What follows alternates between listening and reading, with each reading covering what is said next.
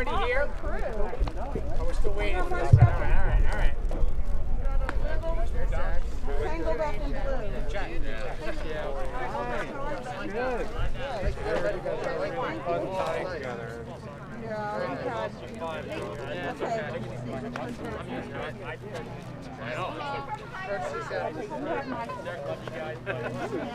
Guys, have a look here. Hey, coach, jump in. You'll mess up.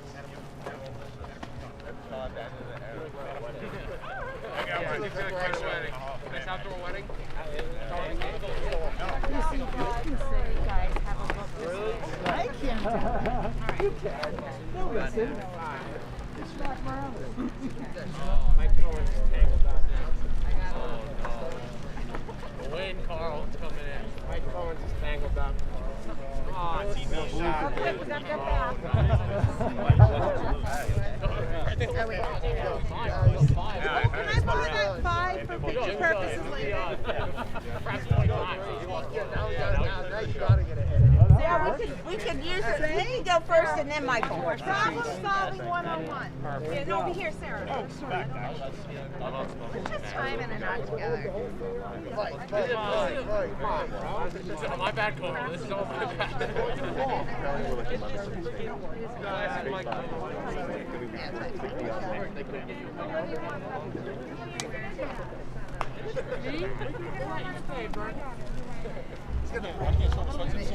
Follow me with the back. A little go. I don't think you should.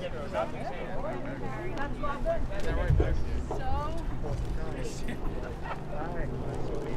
See, thanks a lot, Mike. Yeah, Mike. Yeah, Mike. Thanks, Mike. Catch any of this online? Yeah.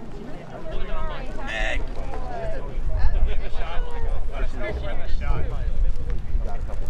Can we film or picture us when we go? Hitting the ball hard. He had 2 at-bats 2 days in a row where the guy threw him like the third ball. He was in the bag. All right, we good? I blame the wind. It's either the wind or Mike. It was Mike. It was my fault. All right, can everybody hear me? Yeah. Okay, all right. Welcome to Senior Day 2021. I think we're extremely lucky to have gotten to this point because last year I remember coming here for Senior Day and taking a picture with people in front of the scoreboard not having a season. So we are extremely lucky and are very appreciative of everything that the school has done for us to get to this point. So let's give everybody a big hand. One of the things you'll see, I'm going to announce everybody's parents for the player, and then they'll come out and stand out here, then I'll say a few words. They can take their gift, and they can go from there. Every one of these guys is much smarter than I am, so wait till you hear the colleges are going to, because it is very impressive, and it makes me very proud. All right, first, Christian Fabriceal. Angela. Going to Penn State. You want to stand by your number? We'll do that. Well, can we borrow Michael's Oh my God. Yeah, just put the 5 Right next to around. I have to take the seat. Okay, we gotta go over there and take pictures. Wait, stay right where you are, because I have to have these two. Right, why don't we have them face that way for now, then you can Okay, that's fine. over there. We'll Can I do this real quick? Yes, I do better. Laurel, sorry. Right? Perfect.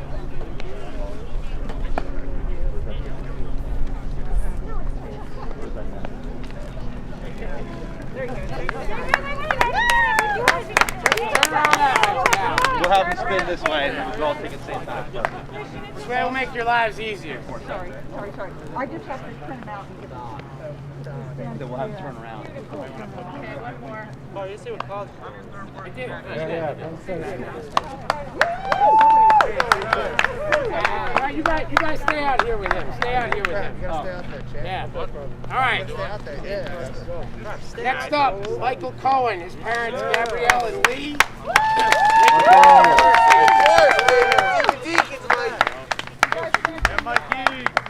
Next bag, Mike. Go over there. My bad. Jeez, now you're screwing this up.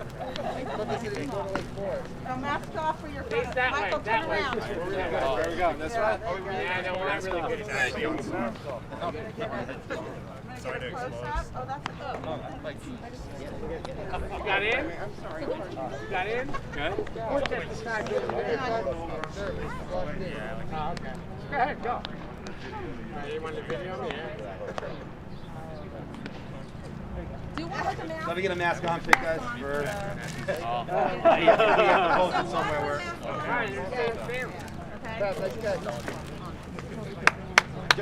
All right, never mind. Go. That's not what I was told before. Okay, you go back over there. Didn't matter. I'll take them. You'll take it? All right, next up, Clark Cooper, his parents Sarah and Ed.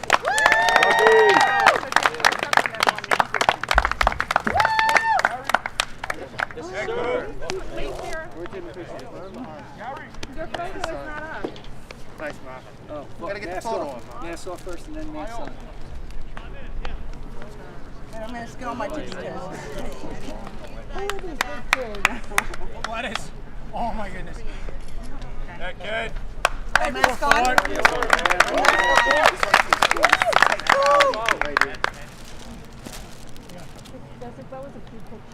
Beautiful.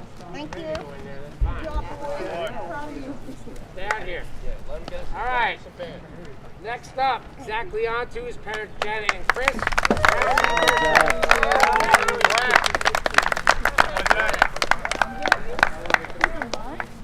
You want me to take one with your camera? Oh, thank you very much. Was mask first?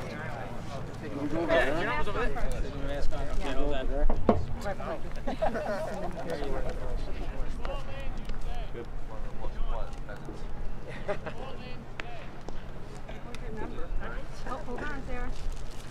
Oh, these 7 are off. Mask up. Do you have one with the mask? Everybody good? You have them? Mask off for Sarah. Yeah, you have to mask off. Okay. Sorry. Yeah, we followed directions. Okay, now we got your, there we go.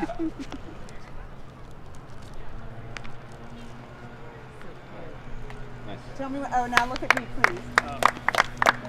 Okay.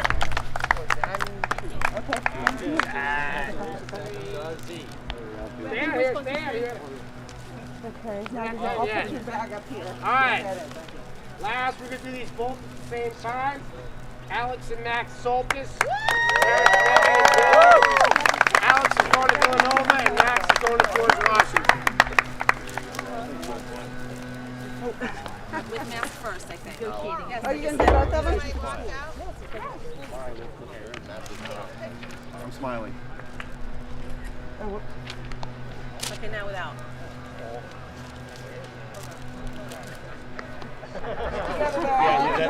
Number 8. There you go. Thank you. It's crooked like him. That was for your own personal collection. Bill, I can't get your whole. There you go. Bag. And one more. There we go. Thank you. Great schools. Hey, give me a Thank you so much.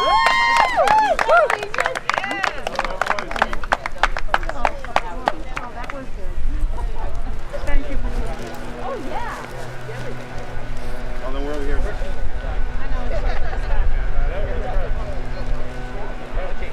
Okay.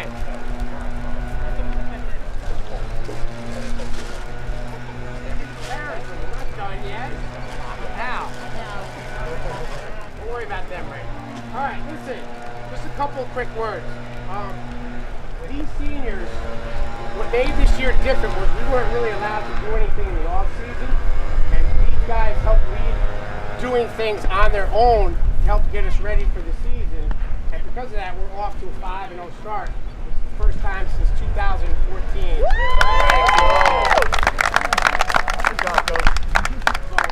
They deserve a lot of credit for that because I wasn't involved in any of that stuff. Right? And like I said, I always give them credit when we win. I always take the blame when we lose. Right? I'm really going to miss all these guys. I hope they get a chance to come back and watch the game next year. Now apparently we're allowed more than 2 spectators per fan. They just changed that today. We'll take that out in Sports Juice so you can get a chance to take a look at that. and I really look forward to the rest of the year. It was something we didn't think was going to happen, and we're extremely happy to be out here. Let's go out and get a win today. Thank you, Coach. Good job, guys. Get a Panthers.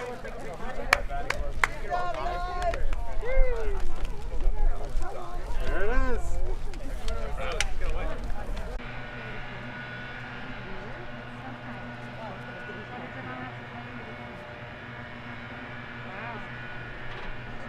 A moment of silence and an actual anthem. I just can't find the play button.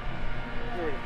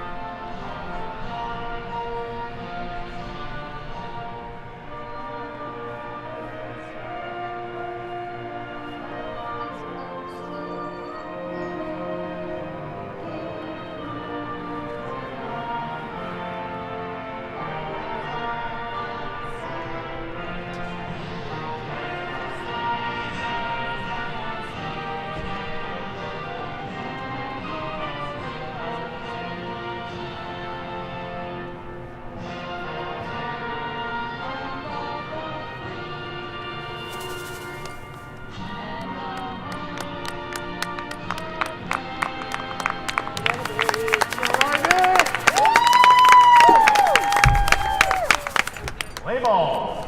And look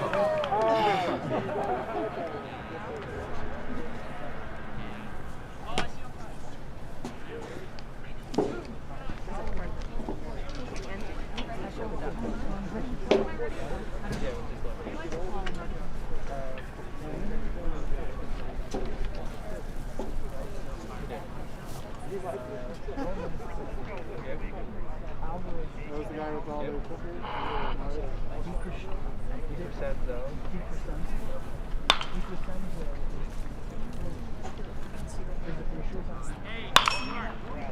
Yeah, it's I checked with them. Yeah.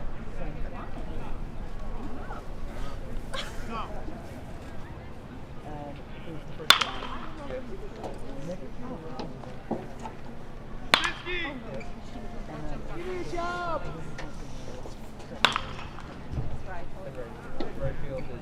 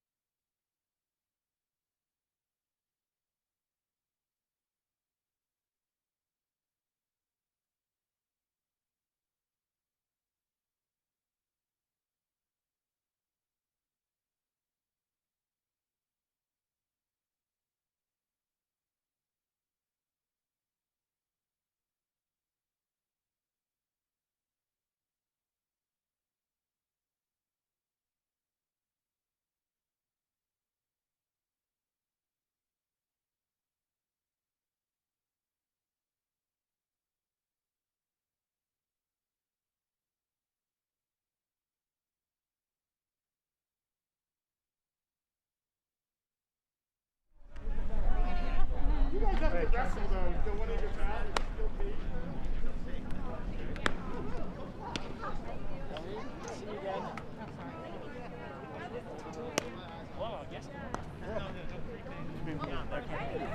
Oh, hi, Naomi. Hi, how you doing? What are you doing? Hey, Rob, Eddie wants to know if he's testing his walking. Good afternoon, everybody. How's everybody doing? What are you doing? Hey, thanks for the text. Gotcha.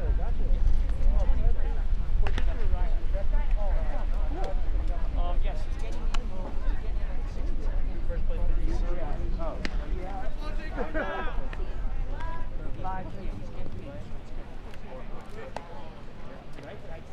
Yeah, I just texted you back. I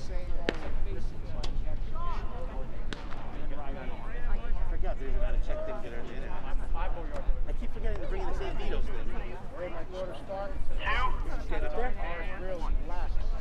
Welcome to LMC Media Varsity Sports. Alongside Ian Sachs, I am Eddie Cam. We are going to be watching a game of baseball today, varsity baseball.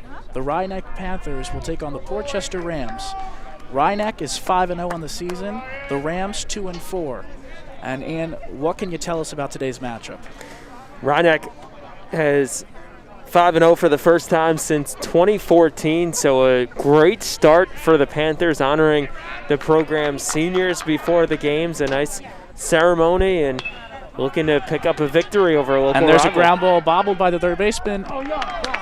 And the play is made at first. That was Harrison Calloway, the pitcher, who hit a ground out to the third baseman, Ben D'Amico, and for the first out. You were mentioning Senior Day. What's happening before the game? Ian, what can you tell us about Senior Day today? Coach honoring the seniors and talking about how he's happy that they got to this point in the season, how last year Senior Day was simply just showing up and taking pictures with no games. So just to be able to play a game on Senior Day is a welcome relief. Absolutely. The 0-1. The 0-2 now. The pitcher for Ryeneck is Ryan Abbey. The hitter currently for Portchester is Tyler Heckel. And that's strike 3. So first strikeout for Ryan Abbey. They were honoring the seniors. It was really great. The coach gave a really great speech. The parents, there were balloons. There were some desserts. And really honoring the seniors and the colleges that they will be attending next year. And there's a ground ball to the shortstop. Throw over to first. In time for the third out. So, just like that, a 1-2-3 inning for Ryan Abbey. And we'll go to the bottom half of this first inning. It's 0-0 on LMC Media Varsity Sports. Large Mamba Marinette, this is your media center. Live mobile production van. In-studio recording. Podcasting. Social media. In your schools. Watching your government. With your neighbors. LMC Media. Building community through media.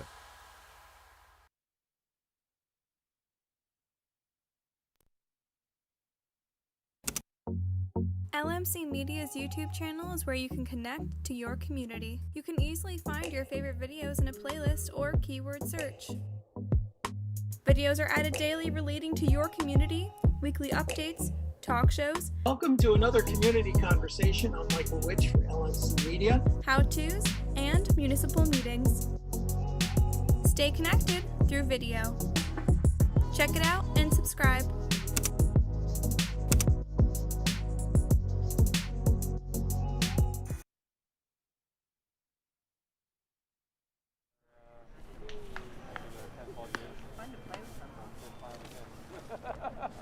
Who knows if that'll happen? Never comes up. More makeup. Yeah.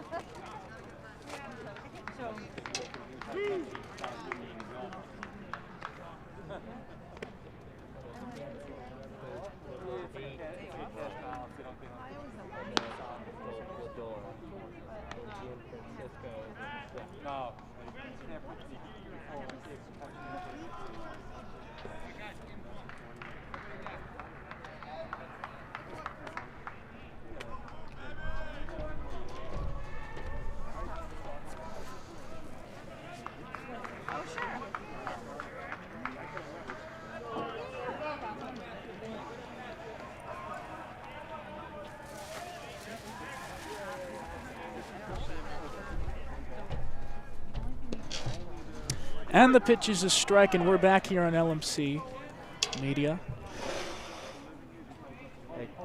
The pitcher for Portchester, and we'll wait, here's the pitch. And there's a foul ball. The pitcher for Portchester is Harrison Calloway. He led off for the Rams, and he's also going to be pitching today's ball game.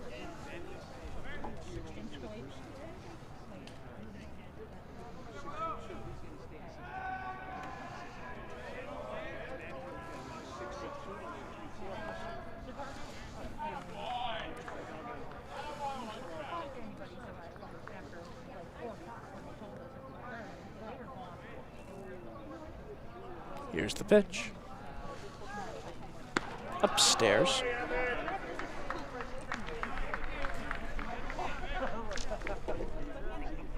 This Rhinebeck offense yesterday exploded for 14 runs in its victory over Valhalla, 14-2. Pitch upstairs again. So they are coming in with a ton of confidence in the box.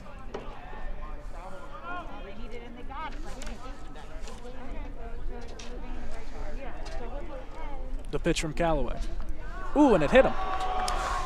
So the leadoff hitter, Evan Janowitz, will make his way over to first base. And upcoming for the Panthers is Alex Saltis, the shortstop and brother of the center fielder, Max Saltis. Both seniors for this Rhinebeck team. Janowitz off first. Callaway, a right-handed pitcher, throws over to first. The Saltis twins have left their mark on the program. Wow, and there's a drive out to center field, but it will be made by the center fielder, Tony Roman. So, for the first out, Saltis flies out to center, and here comes Max Saltis. That was almost a quick pitch from Callaway. I don't know if you saw that, Ian, but he obviously knows Janowitz, the leadoff hitter, has some speed, and he threw a little bit of a quick pitch. Right after the throw over to first, try to get Saltis sleeping in the batter's box potentially. Here's the pitch upstairs. And right there, I don't know if you saw that, Saltis actually put his hand up to the umpire. He's trying not to get fooled by that quick pitch again.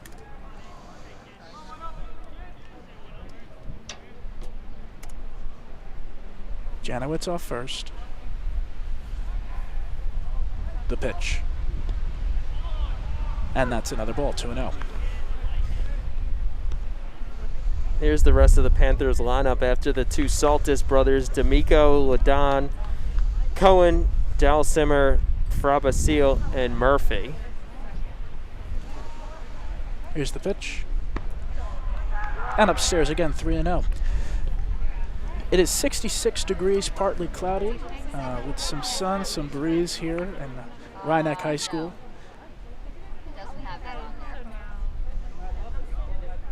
Callaway behind the count to Saltis with Janowitz off first.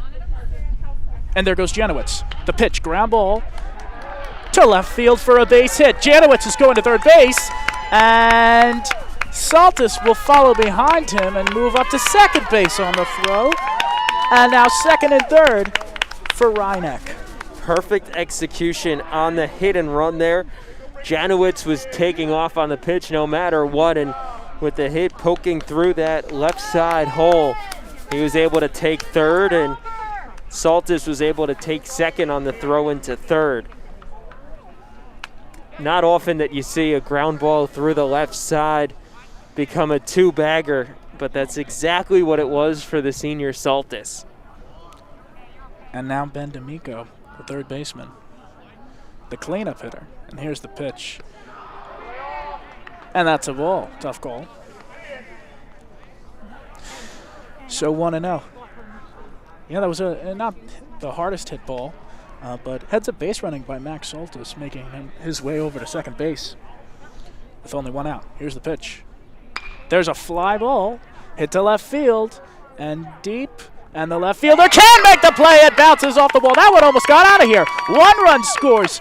Saltis is rounding third. He's going to score. It's a 2-run double for Ben D'Amico. The third baseman, the cleanup hitter, drives in a pair, and Rhineck takes a 2-0 lead. And there you see the importance of that hit and run and the aggressive base running by Saltis behind Janowitz. The fact that they had second and third on that allowed them to score easily on the play.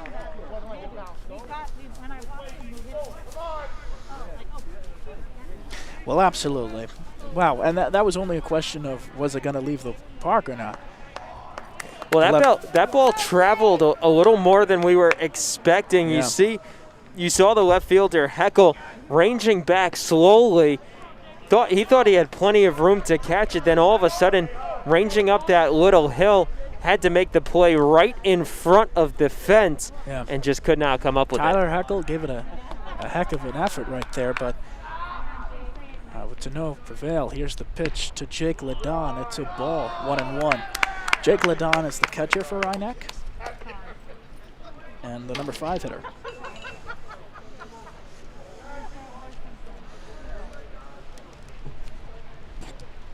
Yeah, true power right there. I did not think that was going to go as far as it did.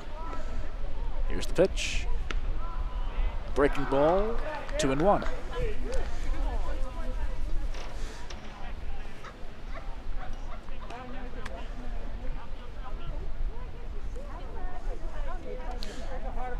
So with 1 out, D'Amico leads off second. And here's the pitch to Ledon. Swing and a miss, 2-2. Couldn't lay off of that high fastball, and it's important for Rhineck now. Already 2 runs have come in, and D'Amico's still standing on second. If you're a Panthers fan, you'd love to see at least D'Amico come around to score and make it 3-0. Well, absolutely.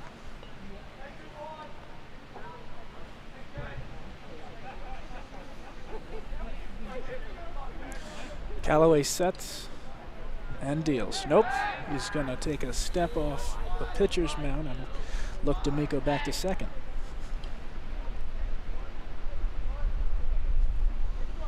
Here's the pitch to Ledon. Swing and a miss. So a strikeout, the first one of the day for Callaway. And there's 2 down. Callaway did a nice job battling back in that count. Trailed 2-1 against Ledon, and then caught him on the high fastball for the second strike, and then put him away on that one. Up now, Michael Cohen, the right fielder for Rhineck. He'll watch a ball. Oh, he'll watch a strike.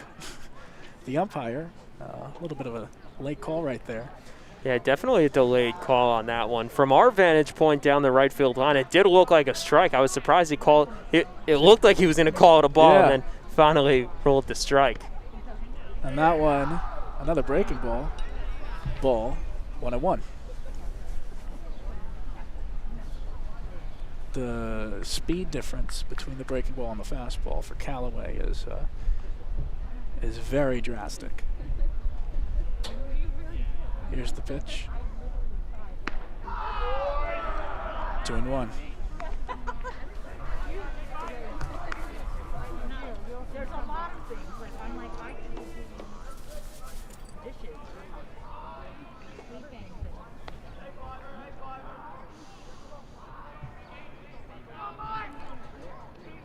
Here's the pitch. Drive to right field. Out of play, foul.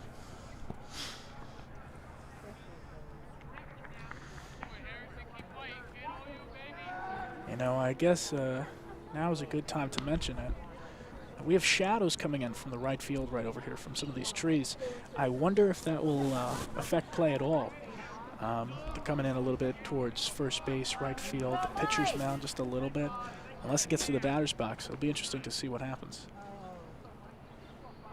Those shadows only going to expand as the game goes on. The pitch from Callaway. And that's ball 4. So a walk to Michael Cohen. The second, well, there was a hit by batter, hit by pitch, and then a walk just now by Cohen. And up to the plate is Sam Dallisimer, the first baseman, number 11.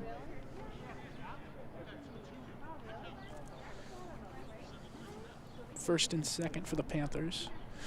They're up 2-0 with 2 outs here in the bottom of the first.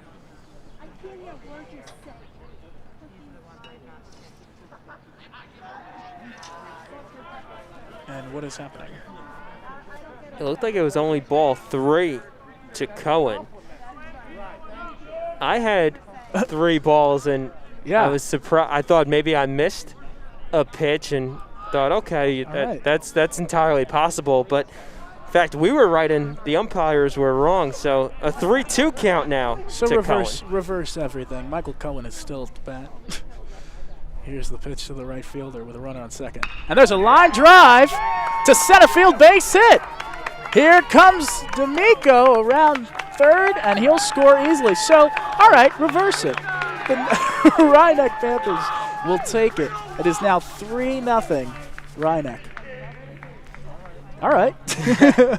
Rhinebeck would certainly take that, but now Portchester probably would have rather have just let that one be ball 4 and go on now to face Dallisimer.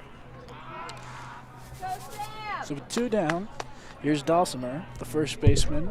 Cohen leads off first.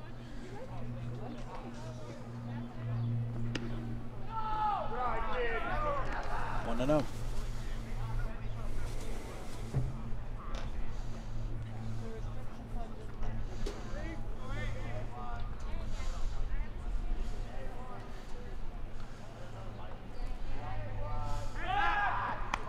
Throw over to first. Runner goes back.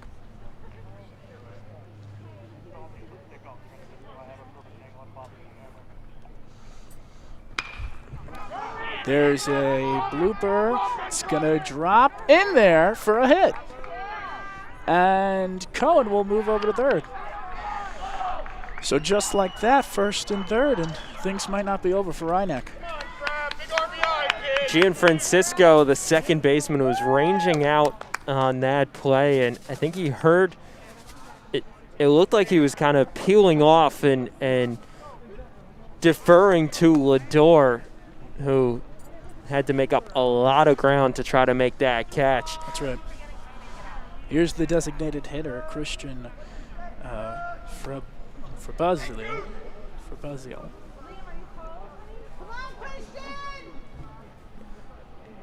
Pitch upstairs.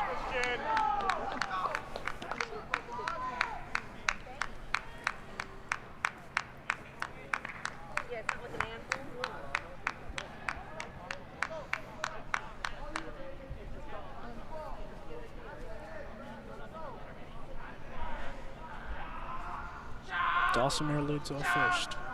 Runners at the corners, 2 outs. And there's a strike. You know what I've noticed, Ian, is that the umpire has a little bit of a delayed call with some of his pitches. I guess he's trying to get everything as correct as possible, but it is tough to call. Definitely want to make sure that he gets it right, and yeah, especially since our vantage point isn't right on the plate here. Might be a little deceiving from our angle as well, and that's why a quick call would certainly help us here, but the umpires aren't here for our sake. That's right. Fabuzio is a senior, number 25. Here's the pitch to Callaway, from Callaway. And there's a foul ball. He fought that one off, threw the bat at it. Just getting a piece of that one. But Eddie, think about the difference between the two halves of the first inning. In the top half, Portchester went 1-2-3, just 5 pitches from Ryan Abbey. Here now it's the 8th batter of the inning for Rhinebeck. Already 3 runs, still runners on the corners for the Panthers. So they could really blow this game open, and it's just the first inning. That's right. So like you said, still runners on the corners, and that one's upstairs. You know, it must be tough for Callaway. You know, you're leading off your team. You're a two-way player. Difference between Ryan Abbey and Callaway, that's one of the bigger ones. And you're struggling right here. You want to help your team out. Here's the pitch. That one's outside. Well, this is an important out to get here. If you're Callaway, you gave up those 3 runs already. You cannot afford to have this rally continue with a 4th run just 90 feet away, and Cohen and Dalsimer also aboard. That's right. Here's the pitch from Callaway. There goes the runner, and it's fouled off. I'm surprised that we didn't see that earlier from Dalsimer at first, given the fact that second is open and with Cohen over at third, make it an interesting decision for Alvarez behind the plate. Callaway looks Dalsimer over. He sets, he throws. And that's strike 3. So, after 1 inning of play, 3 runs for the Panthers as we head to the top of the second here on LMC Media Varsity Sports.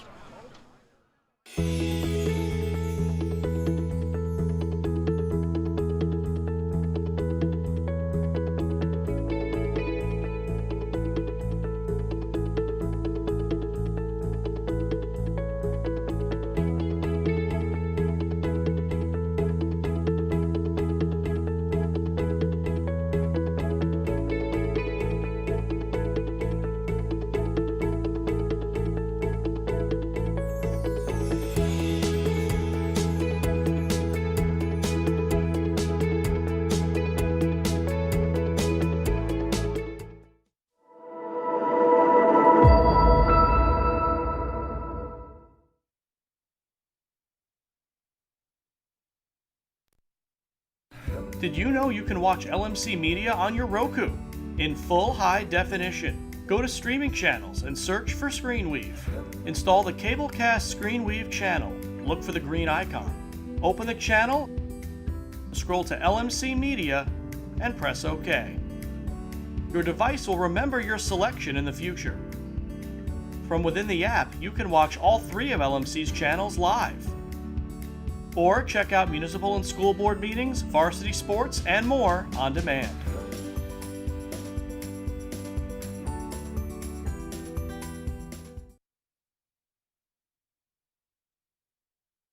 Varsity Sports. First pitch is a strike to Tony Roman, the center fielder. He's a left-handed hitter. Cleanup hitter for the Rams. The pitch. Fouled off, 0-2. You know, Ian, if you're Rhinebeck, you couldn't ask for a better half inning. 3 runs. Your cleanup hitter comes through with a 2-run double. You get a ribby single from your right fielder, and now they're sitting pretty here at the top of the second. Really, both halves of the first inning went 1 and 2. Exactly how Rhinebeck would have wanted to script it. A 1-2-3 inning, 2 first pitch ground outs, and a 3-pitch strikeout for Abbey. Fouled away, still 1 and 2. And then you add to that the offense that you pushed across in that bottom half of the inning, the 3 runs on the 4 hits. Here's the pitch from Abbey. Popped up, foul. So Roman is fighting these pitches. Abbey attacking the hitters. Gets a 3-run lead, doesn't matter, attacking the hitters just like he did in the first. The pitch upstairs, 2-2. Well, we've seen that these Portchester hitters are aggressive, swinging at a lot of pitches thrown by Abby. Swing and a miss.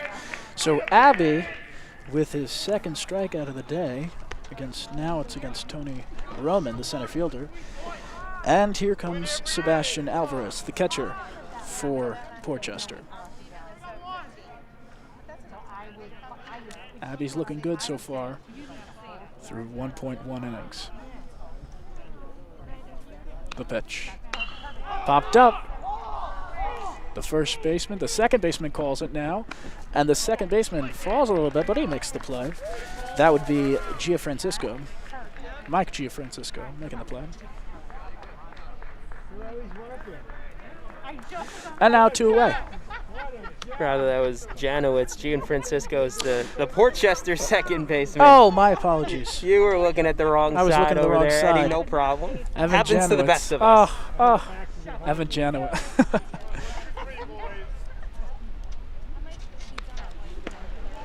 There's a strike.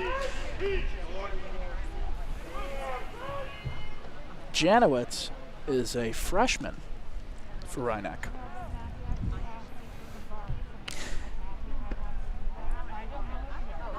And there's a ball. The pitch was to Mike DiCrescenzo from Rhine Abbey. And there's a foul ball.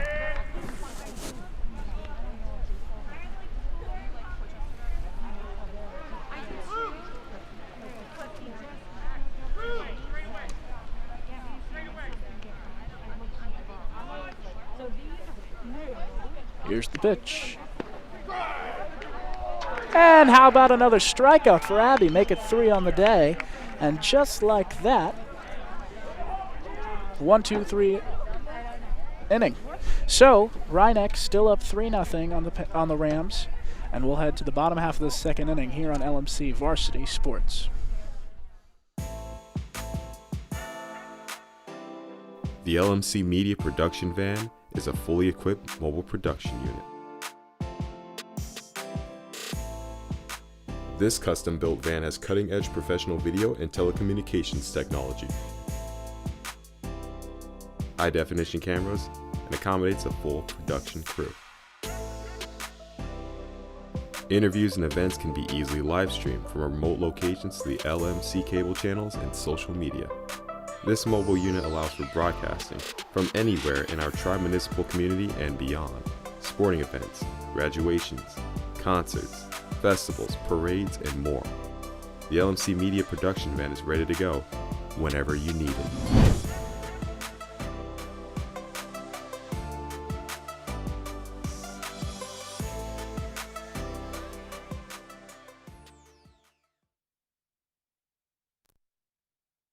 Need technical support for your next meeting or presentation? LMC Media offers full-service meeting management virtually, in real life, or a hybrid of both.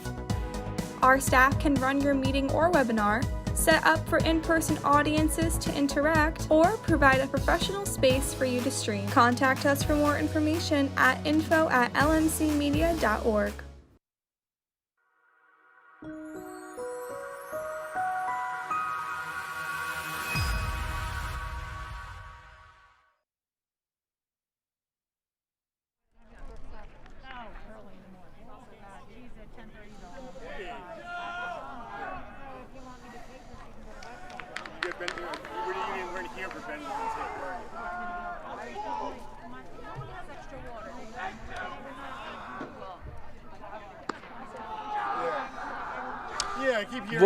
Welcome back here on LMC Media's Varsity Sports. Luke Murphy, the left fielder, Benjamin's uncle, my brother Ronald, that's Katie, Benjamin's girlfriend. is up at the plate and takes a ball right there. I had my brother come to the woods because I didn't know where the other pass was. I didn't know if Heidi had it. What's that? Yeah, we parked on Johnson off Post Road. Pretty good crowd on hand because of senior day. You got all the parents lined up here. I feel like a cheap on the first base line. Portchester has a pretty good crowd on their line too. There's a pop-up foul out of play. And Eddie, some excitement today as I believe today's the first day that more than 2 people per athlete family can come to the game. So a little bit larger crowd than we've been accustomed to this season. And there's a ball. Callaway nipping at the strike zone right there, though, right under it. And the pitch to Murphy. And there's a strike.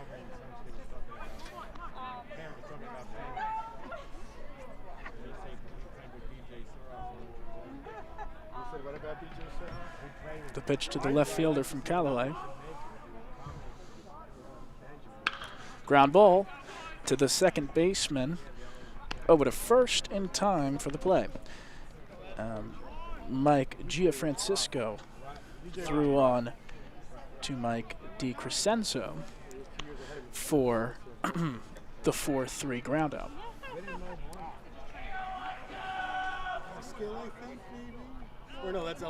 Two Mikes taking up the right side of that Portchester infield. Up now for Rye. And there's a ball. Up now for Rhineck is Evan Janowitz, the second baseman. He made a good play back in the top half of the second inning.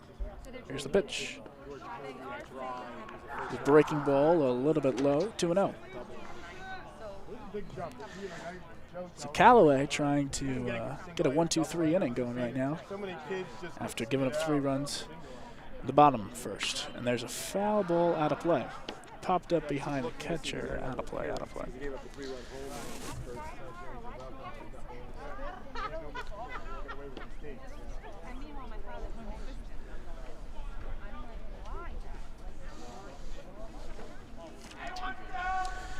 The pitch from Callaway.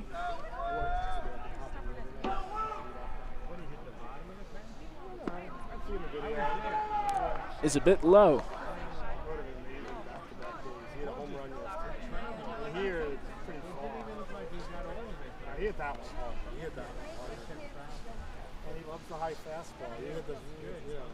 The pitch popped up, foul. Off the dugout. And I believe the count is full.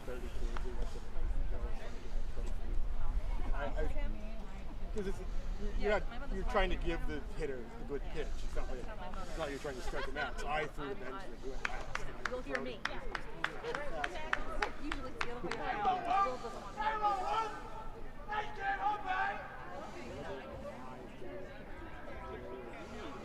Pitch to Janowitz. Upstairs. How about a walk for Rhineck? So Callaway has given up 3 walks. 1 hit by pitcher. 2 walks. So far, so good. And up now is the shortstop for Rhineck, Alex Soltis. Runner leads off first. The pitch. Breaking ball in there for a strike. That was a pretty good breaking ball. Yeah, curving in there. Nice pitch from Callaway to register this first pitch strike. Janowitz leads off first. The pitch to Soltis, and that one's popped up. Foul. 0-2. So shadows keep coming in, and then there's no shadows. It's a little bit odd here. Rhineck right now. No lights here at the field. And time is called by the hitter Soltis.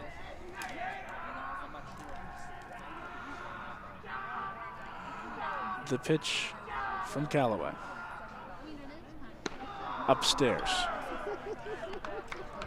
Especially when you start listening for it.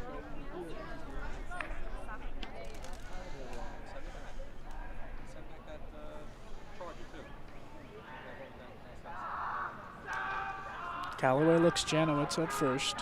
Janowitz expands his lead. The throw over to first. Not in time. Janowitz is trying to time up Callaway. You saw he took a step over and then he threw and he quickly got back. And the throw, there goes Janowitz. Ground ball to the first baseman, so Move him over. you could call that a sacrifice if you want. It's a ground ball over to first. Intentionally hitting that way, hitting Alex. And there's 2 away. Janowitz was going on that. I think that was a hit and run. And so Saltis just threw the bat at the ball. Yeah, definitely a hit and run. Saltis just getting it off the end of the bat and hit it right at DiCrescenzo, who was standing 2 feet off the bag. So an easy play for the first baseman, but Janowitz able to move up to second on the play and not even force the throw from DiCrescenzo. So that helped, as the hit and run helped to allow that. So there was no double play in play. Absolutely.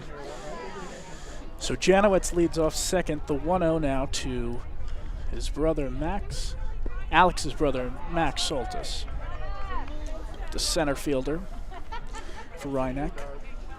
2-0.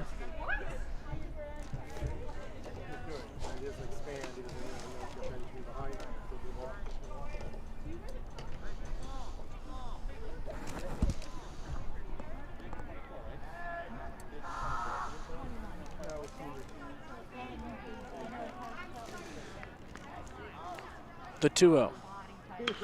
Fly ball out to shallow center. It's going to be a base hit, and a run will score on the Saltis ribby single. It was hit over the infield, but before the outfielders. Little flare in it, got the job done. So now, make it 4-0, Rhynek. That's all that Saltis needed there to drive in Janowitz with speed from second, even though that ball was not hard hit and just a few feet off the infield dirt. Janowitz was able to score on it. So here comes Ben D'Amico. He drove a fly ball. Oh, threw over to first. He drove a fly ball out to left field, almost left the ballpark, but hit off the wall for a 2-run double. Here's the pitch, and there's a drive out to left field again, but this time it's going to stay in the park and be caught by the left fielder, Tyler Heckel. But you know what? Another drive, and that, I think, was a case of the quick pitch. If you saw right there from Callaway, he pulled that back in the first, and he did it just there. But just like that, it is 4-0. Rhynek leads Portchester as we head to the top of the third here on LMC Media Varsity Sports.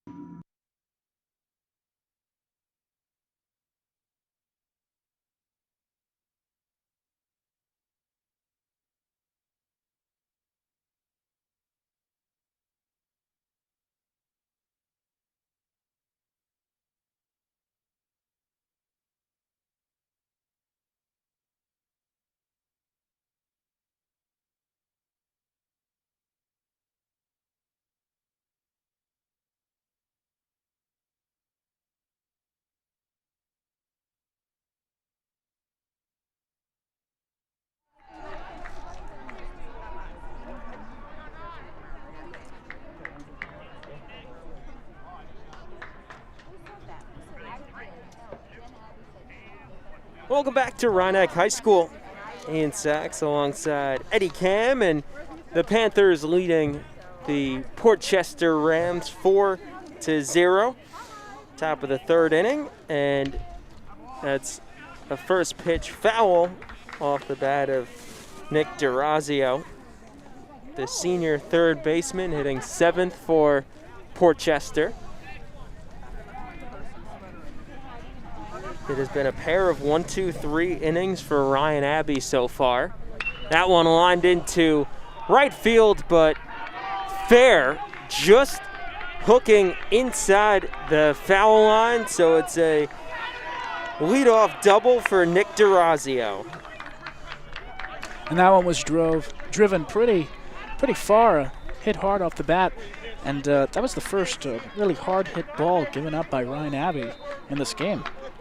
That ball was tailing toward the line, but bounced just inside fair territory. And good for the first hit of the afternoon and the first base runner for the Rams. And it brings up the DH, Dan Hins. Port Chester's dugout, first time in this game, finally making some noise. That often happens. The more a team goes down 1-2-3, the quieter they are in the dugout. And then once you see that big first hit, as that ball gets away from LaDon onto third, it's DeRazio. And now they're really making noise. 2 balls and no strikes, the count to Hins.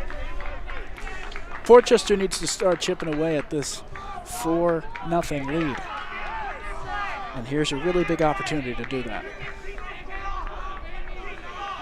The pitch from Abbey, outside, so we go to 3-0 to Hins. Wow. And the Port Chester dugout continues with every pitch to get louder and louder. In there for strike 1 to Hins.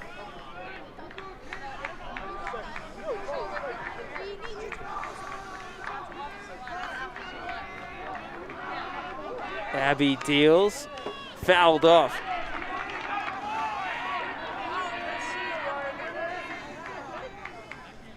And Eddie, you could just tell by the swings in these at-bats by DeRazio and Hins, they're going up there with confidence against Abbey. Well, absolutely. It's a completely different approach than the first 2 innings. And no, it'll be an interesting test right here for Abbey. He's striking out 3 hitters so far. He's swing and a miss. Make it 4. Hins down on strikes. And that was a really important at-bat, and no outs with a runner on third. 1 out with a runner on third isn't great, but no outs. I mean, that's a rough spot to be in as a pitcher, and to come back and strike out a batter right there is very impressive. Abbey showing that he was not rattled by first the double and then the wild pitch that allowed DeRazio to move over to third. Gianfrancisco here, the 9-hitter and right fielder, or rather second baseman. And that is just a bit high. And the key for Port Chester right here from Gianfrancisco is to put the ball in play. Make contact, ground it to short, whatever you can. Just put the ball in play and get this run before it's 2 outs. Swing and a miss.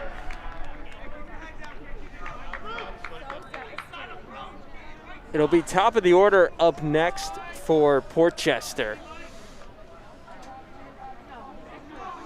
So a big at-bat here for Abbey, as that one's in there for strike 2 to Gianfrancisco. Abbey attacking these hitters right now.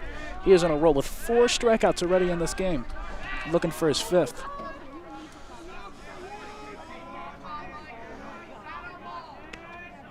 Pitch is just outside. Oof. Count goes full to the senior Gianfrancisco.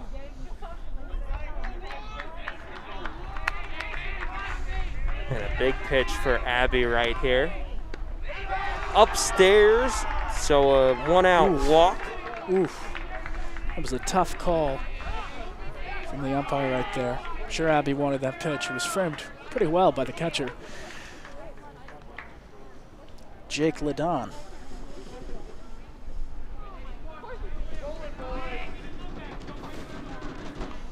Here's Harrison Callaway, the Portchester pitcher, looking to help his own cause. Runner goes, that pitch high, and the throw right back to Abbey with the runner on third, so Gianfrancisco moves up to second.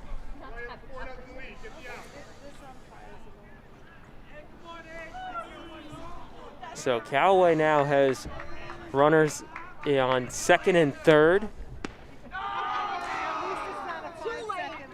And now look at how important that call was by the ump, that last pitch. Instead of 2 outs and a runner on third, you got 1 out and second and third with the leadoff hitter. Popped up to right field. Cohen makes the leaping catch. Durazio will tag, and he comes in to score. Gianfrancisco on to third. So it's an RBI sac fly for Harrison Callaway. And that was an important play by Cohen right there. Not trying to do anything fancy, throw home or whatever. Just make the play, get the out, give up the run, and protect your pitcher. Now with 2 away and the runner on third, the sac fly taken out of the picture as that first pitch high to Tyler Heckel.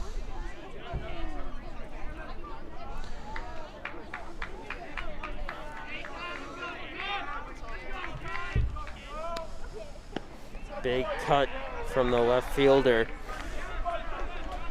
One of the better fastballs we've seen from Abbey right there. And if you're Abbey, you would certainly be okay with getting out of this inning, just giving up the 1 run. Showed bunt, and they'll say that he did not go, so Oof, that's a strike. 2. And you see right there the manager for Rhinebeck, Joe Carlucci, was arguing that to the umpire. Tough call, tough break. The 2-1 gets away from Ledon. Coming home to score will be Gianfrancisco. And just like that, Portchester has cut the lead in half.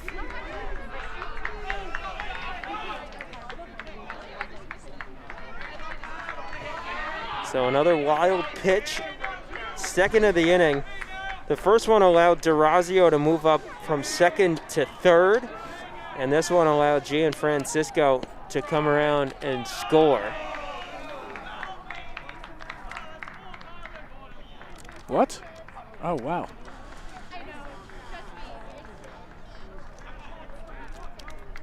That is ball 4. The batter couldn't believe it. To Heckel. I believe Heckel thought that it was just ball 3. That's why he kind of stood in the batter's box with the bat for a minute. But instead, he is on base, and it's Marini, the shortstop, due up now. Good pick by the catcher, Jake Ledon, right there. Abbey struggling with his control a bit here in the third inning. 2 walks compared to none over the first 2 innings. Just outside, just clipping the outside corner. Oh boy, this delayed call thing, it's rough.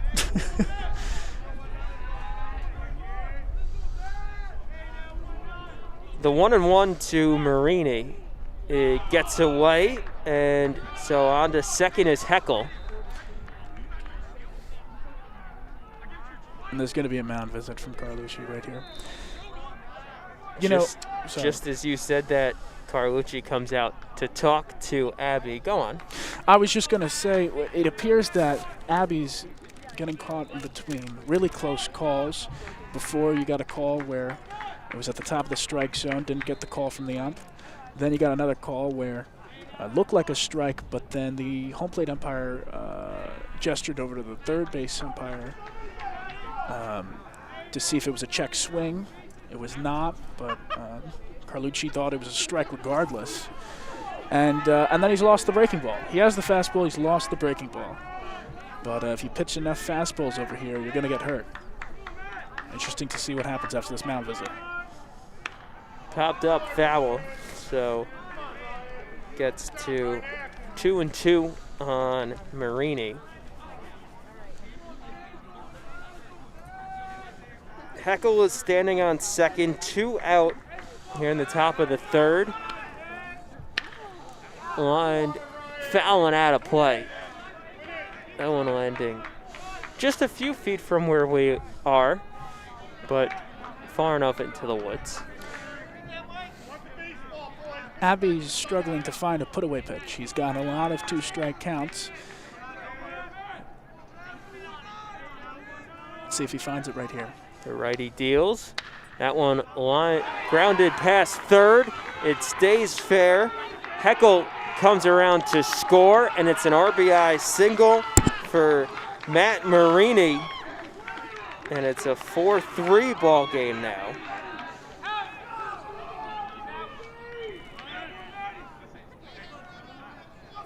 Good piece of hitting with 2 strikes by Marini to go with the pitch and send it down the third base line. And he threw another fastball right there. And his fastball, I mean, it's a good fastball, but if it's not supported by any breaking pitches that are being thrown for strikes, then that's what's going to happen. Here's Tony Roman. Skied to the right side. Shallow right field, and the catch made by Cohen. So that will end the frame, but not before Portchester plates 3 on 2 hits and 1 left on base. Middle of the third, it's 4-3 Rhinebeck. My name is Sean. I'm a regular volunteer here. Hi, I'm Paul. I'm a volunteer. Today is my very first day. I've only been here about an hour.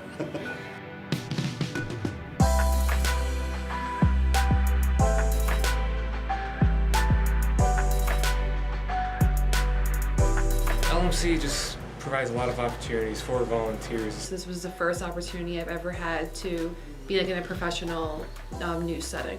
I've learned on camera, I learned post-production, I've learned everything that I could possibly learn about the world of TV and production in general. Everybody is extremely outgoing and very helpful. I think everyone seems to have a good time when they're making the show or behind the scenes, so it's a very friendly, like, positive environment. Every time I would come in, it would just be a whole new experience. And just all the people were just so nice and inviting. Everybody who works at LMC, they're just great to be around. It's a great laugh. It's, you know, kind of feels like a family.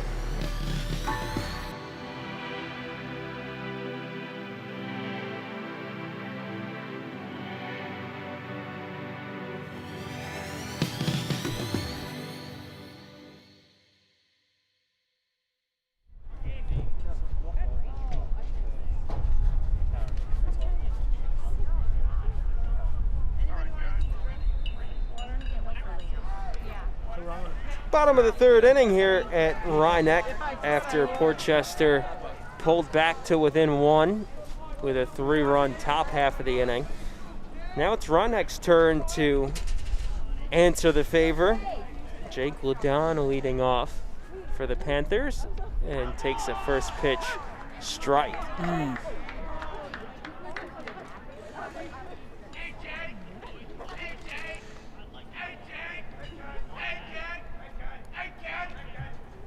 0-1 is high, and we'll see how Callaway pitches now after his offense put together that rally in the top half of the inning. The 1-1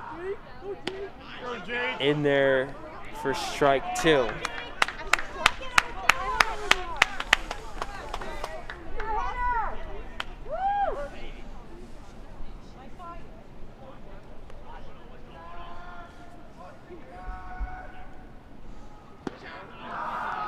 just outside to the number 5 hitter, so the count evens at 2-2. You know, tail 2 pitchers right here. Ryan Abbey has lost his breaking ball back in that last half inning, whereas Harrison Callaway, who didn't have it in the beginning of this ball game, foul ball right there, didn't have it in the beginning of this ball game, all of a sudden he's found his breaking ball and it's being called for strikes. Count stays at 2-2. It's LaDon, Cohen, and Dulcimer due up.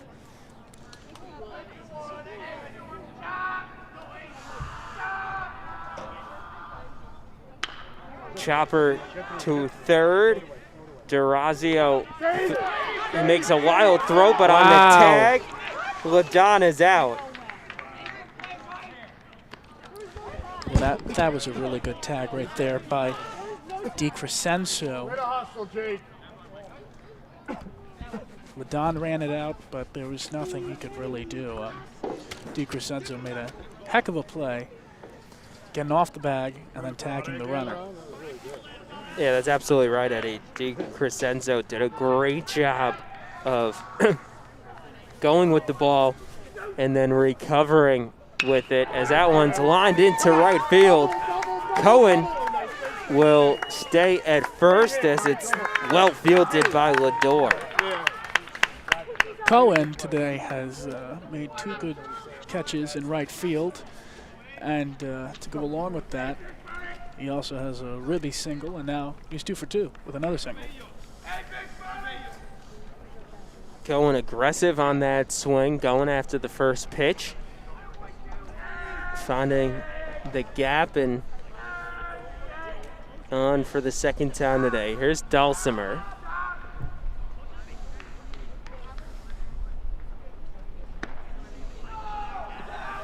Upstairs to the first baseman.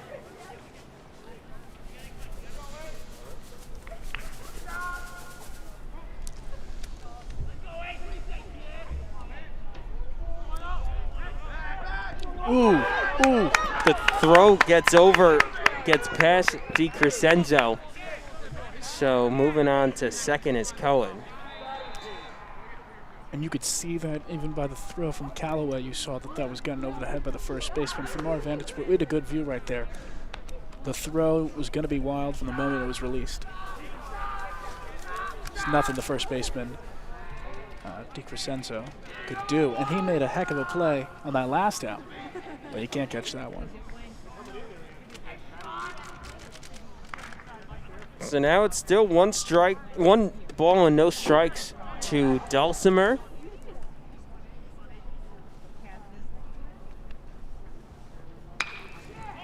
In the air to shallow center field. Coming in to make the catch is Roman for the second out.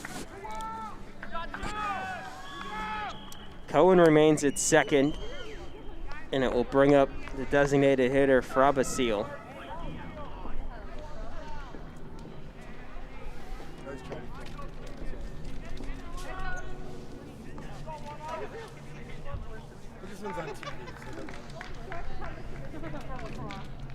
Come on, 2-out RBI.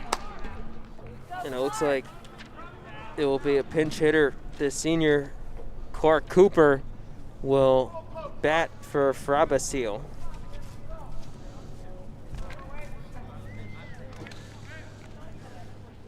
And Clark Cooper on the roster is listed as a catcher.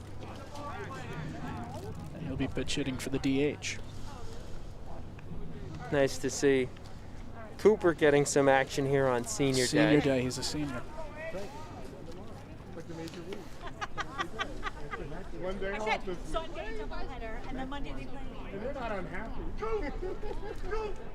So 2 away, and the runner on second is Cohen. Oof.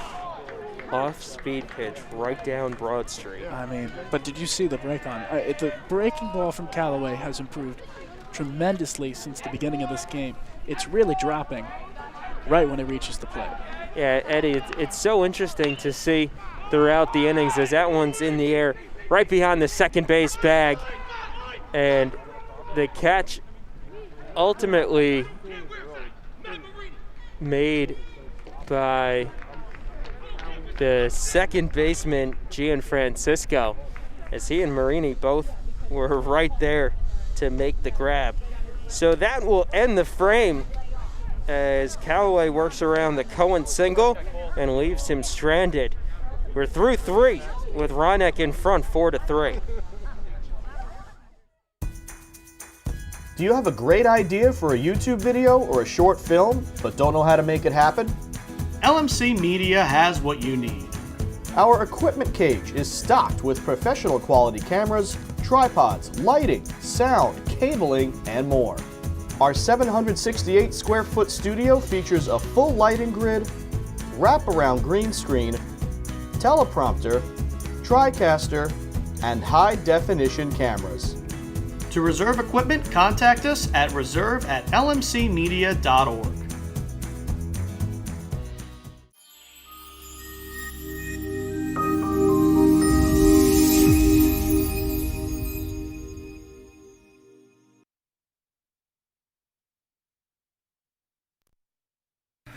Did you know you can watch LMC Media on your Apple TV in full high definition? Go to the App Store and search for ScreenWeave. Install the Cablecast ScreenWeave channel. Look for the green icon. Open the channel, scroll to LMC Media, and press OK. Your device will remember your selection in the future. From within the app, you can watch all 3 of LMC's channels live. Or check out municipal and school board meetings, varsity sports, and more on demand.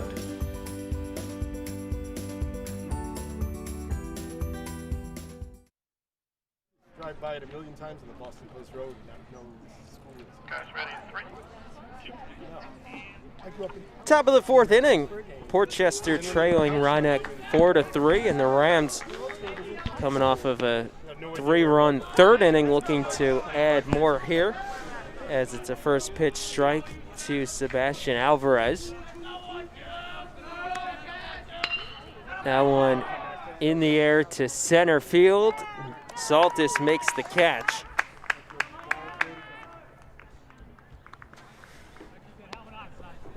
Okay, 1, 2, 3 inning, boys.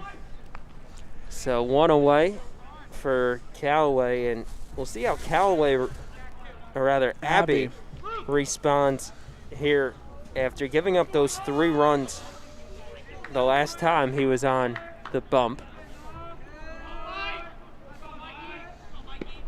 DiCrescenzo takes a first pitch strike.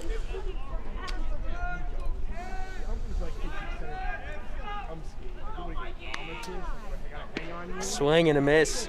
Quickly, 0-2 is the count to DiCrescenzo. And that was a breaking pitch right there, and that's the pitch that Abbey needs if he needs to continue success throughout this game. Just low at the knees. He tried to go back to it. Trying to get the call, but did not get it. And the 1-2 is in the air to left field. Murphy makes the catch just inside the foul line. So 2 away, 2 quick outs. But now we're back to the bottom part of the order. It was the bottom part of the order last inning that started that rally for Portchester. DeRazio led the frame off with the double to left. And he takes a first pitch strike.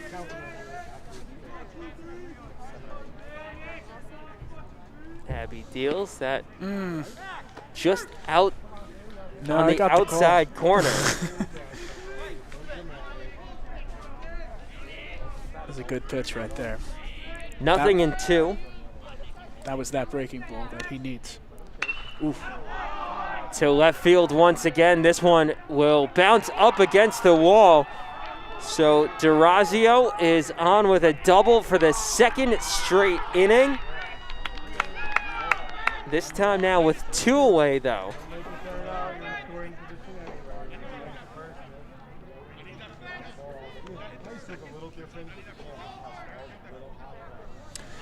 And right now it looks like the coach for Portchester, Sean Burke, appears to be talking about where that ball landed, seeing if there could be a meeting between the umpires to discuss whether that was more than just a two-bagger. It gets a little tricky out there as there's the hill and the two different types of fences meeting. And you saw right there the umpire put up two fingers, signaling that no, that will just be a double. Back to Ryan Abbey. Abbey has been throwing a lot more breaking balls this inning, which has been four strikes or at least around the strike zone, but it doesn't appear that he's throwing the fastball, at least yet, with those pitches. So he threw a couple of breaking balls back to back to back, and once you start doing that, the hitter gets comfortable where those breaking balls are. And that's what happened on that very long double.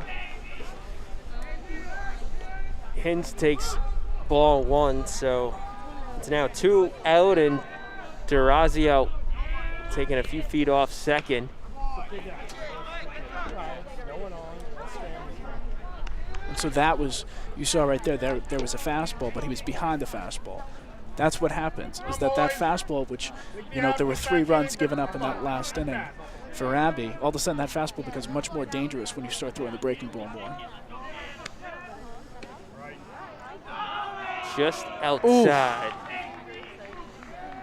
I was waiting for the strike call. It was a very similar pitch to one that was called a strike in the last at-bat. Interesting. See, I thought that he was going to go with the fastball right there. He went with the breaking ball. Go Ryan! I think he has much more confidence in that pitch, even after giving up that double. This half inning, he's been very confident with the breaking ball, not afraid to throw it in the strike zone, or at least around the strike zone. Still working on, again, that strike 3 call, though, from the up. 2 balls and 2 strikes to Hinz. Swing and a miss. He's down on strikes. The 5th K of the afternoon for Abbey. And so he works around that 2-out double by Durazio. And we head to the bottom of the 4th. Still 4-3 Rhineck.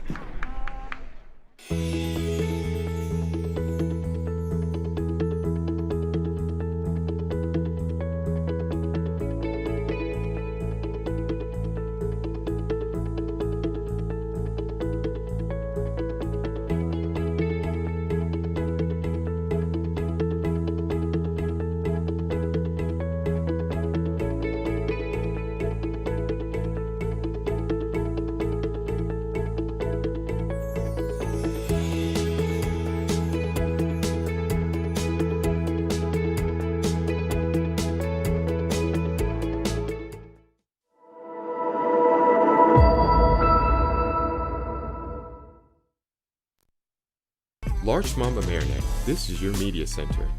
Live mobile production van. In-studio recording. Podcasting. Social media. In your schools. Watching your government. With your neighbors. LMC Media. Building community through media. Verada was really good. We really liked it. Service was slow because they were short staffed, but it was terrific. We had pizza, we had pasta. The Brussels sprouts are amazing. Right? You've had their Brussels sprouts. Bottom of the 4th inning. Rhineck leading Portchester 4-3 here at Rhineck High School. 9-1-2 due up in the Panthers lineup with Luke Murphy, the lefty, leading off.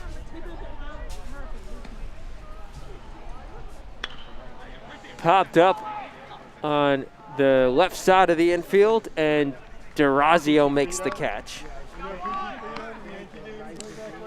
You know, after runs were allowed by, rather I should say, while both teams have scored runs, Rhineck 4, Portchester 3, it appears now that both Callaway and Abbey have started to find the pitches that they need to get some outs in this ballgame.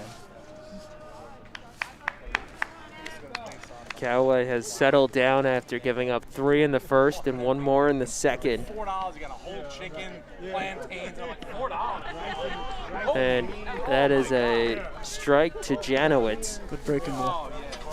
Janowitz has been on base both times he's been up today. Hit by pitch to lead off the game and walked back in the second.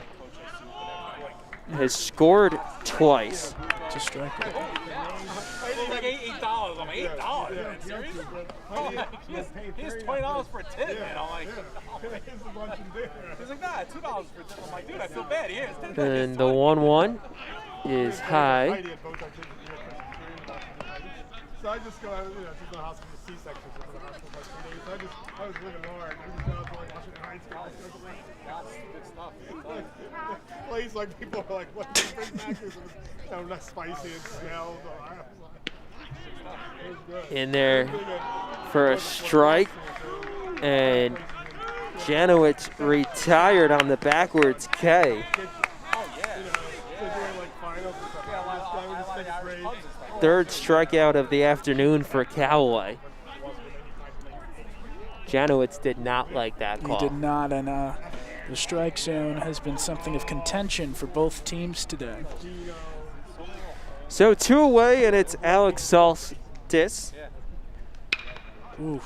Grounder right to the first baseman, DiCrescenzo, but he bobbles it. The throw not in time. And so Alex Soltis is on the E3. That one hard hit and that's right to the first baseman. And yes, but that's a tough play for the first baseman, DiCrescenzo, and he made a heck of a play before tagging the runner out.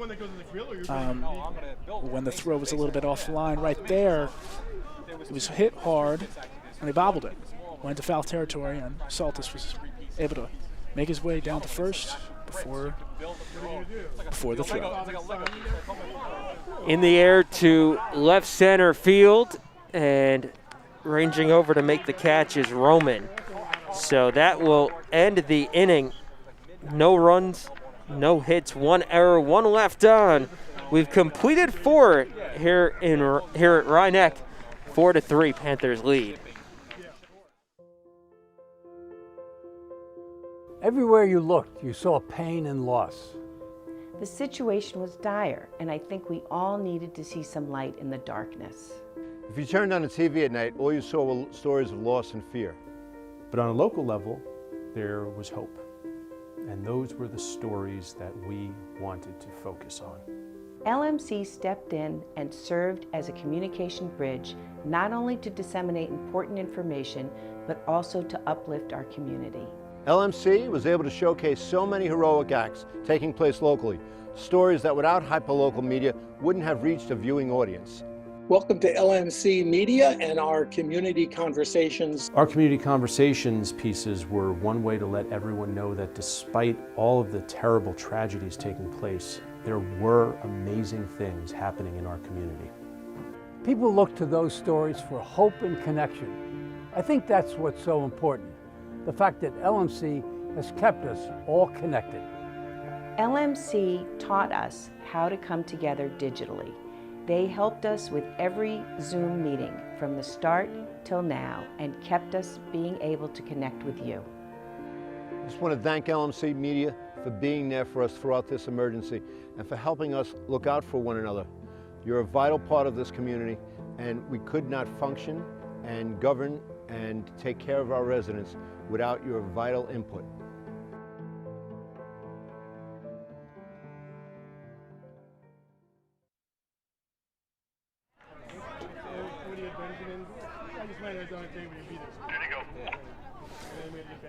Top of the 5th inning, and Portchester trailing Rhinebeck 4-3. That first pitch in the air to left center field, and Max Soltis makes the catch.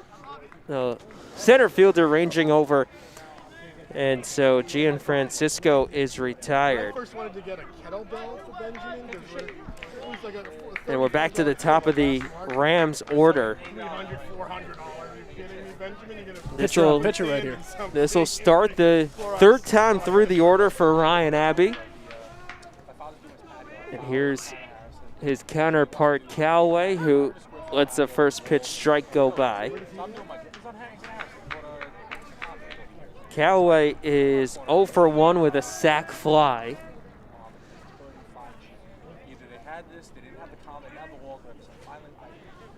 You know, something about these two pitchers is when they're on the mound, they're ready to throw. There's not a lot of hesitation between these guys. They're ready to throw the pitch. Also indicates that they're on the same page as their catchers. Not shaking signs off, as that one is lined over the head of D'Amico. And so it's a base hit for Callaway. And that's a tough break right there. I believe that if D'Amico had waited just a bit longer and made that jump, he might have been able to make that play, but it was a tough play, and also it was hit kind of slowly. It wasn't hit with the exit velocity that some of these other... Here's the left fielder, Tyler Heckel. Heckel is 0 for 1 today, struck out his first time up, walked back in the third and came around to score. Shows bunt, gets it down, fielded by Abbey, throw to first in time. So Callaway moves on to second, and it's 2 out now. Abbey will gladly take that for the second out. And a nice job fielding by Abbey, hustling off the mound to get it and throw over to Dulcimer at first. Here's Marini, the number 3 hitter, takes the first pitch ball. He's 1 for 2 with an RBI single. And you saw it right there.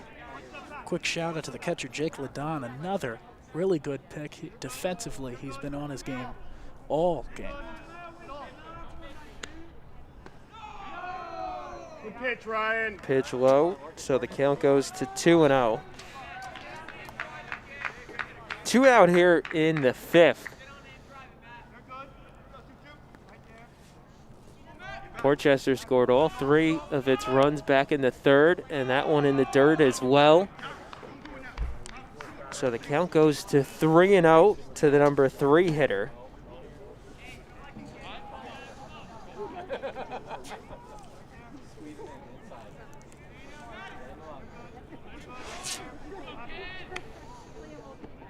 And it's a 4-pitch walk to Marini. Puts 2 runners aboard with 2 out here, and the cleanup hitter, Tony Roman. First a mound visit. But Carlucci will come out to talk things over with his starter. And this was a very timely mound visit right here. You got first and second, and Abbey has pitched really some strong baseball through almost 5 innings, and you want to get it to that complete 5 innings.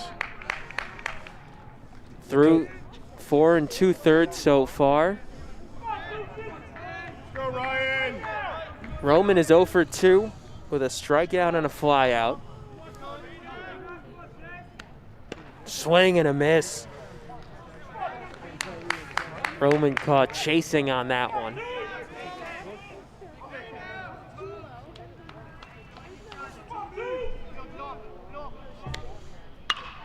In the air to shallow left field, and it will be caught by Saltis. So that will end the frame. Saltis did a nice job coming in for it. So no runs on 1 hit, no errors, and 2 left on. Middle of the 5th, it's Rhinebeck 4 and Portchester 3.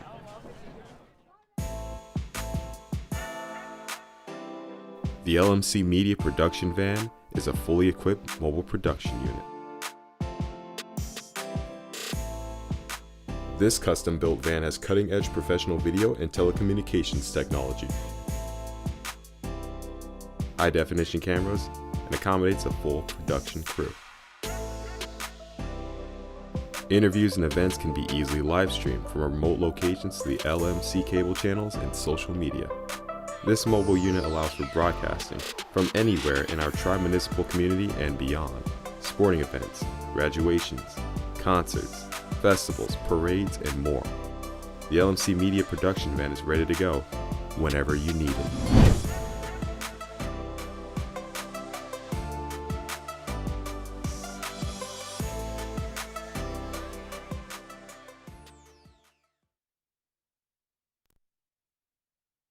Thank you for watching LMC Varsity Sports. We hope to continue this service of streaming our school's varsity sports matches, but we can only do this with your support. Visit lmcmedia.org/donate and make your contribution today and keep this program going.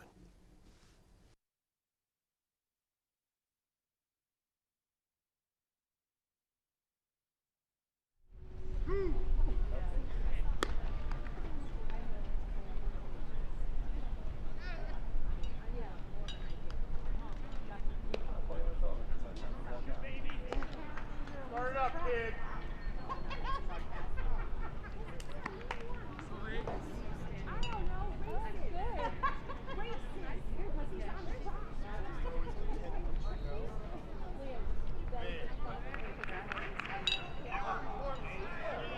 Bottom of the 5th inning, and Rhinebeck still holding a 1-run lead over Portchester. Ben D'Amico, the cleanup hitter, leading off here for the Panthers. That one in the air to center field. Roman makes the catch. One pitch, one out for Callaway, and a good start to the 5th inning for the Portchester hurler. And it brings up Jake Ladon. You know, one thing about that D'Amico at bat, one thing you can't, you have to say about D'Amico is when he hits the ball, you hear it. He's had a couple of, that ribby double was really far, and then a couple of flyouts, but it sounds different off the bat. Really a true power hitter in Ben D'Amico, the third baseman for Rhinebeck. And 3 hard hit balls by D'Amico, pair of flyouts, and as you mentioned, that 2-run double back in the first. Ladon takes a ball there, so count goes to 2-0. He's 0 for 2 today with a strikeout and a ground out to third.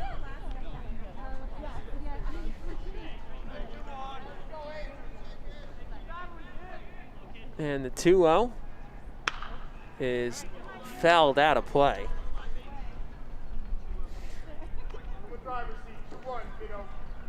Rhinebeck scored 3 in the first and 1 more in the second. They've been quiet since then, as Callaway has settled in nicely here. And the righty set to deal the 2-1 is high. Just a bit outside.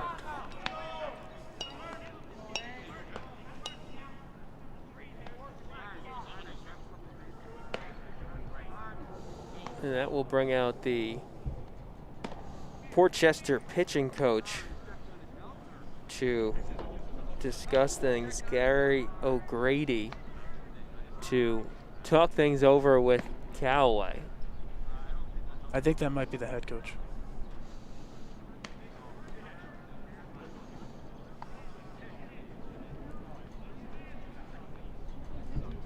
I think that mound visit also was to get some more baseballs on the field too.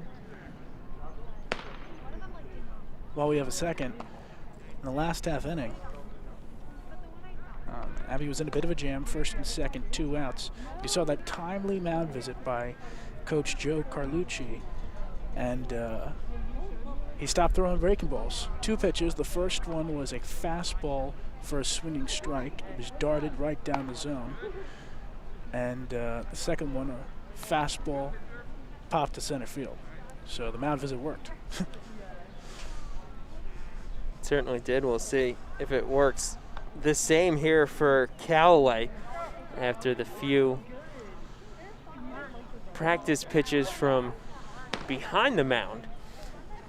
It's a 3-1 count to Ladon. And that one's high, so Ladon is aboard for the first base runner of the inning. Still one out.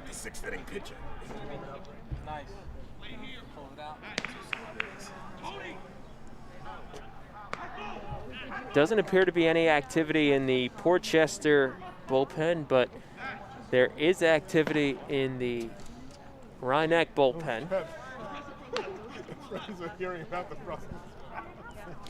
Ben D'Amico appears to be warming up.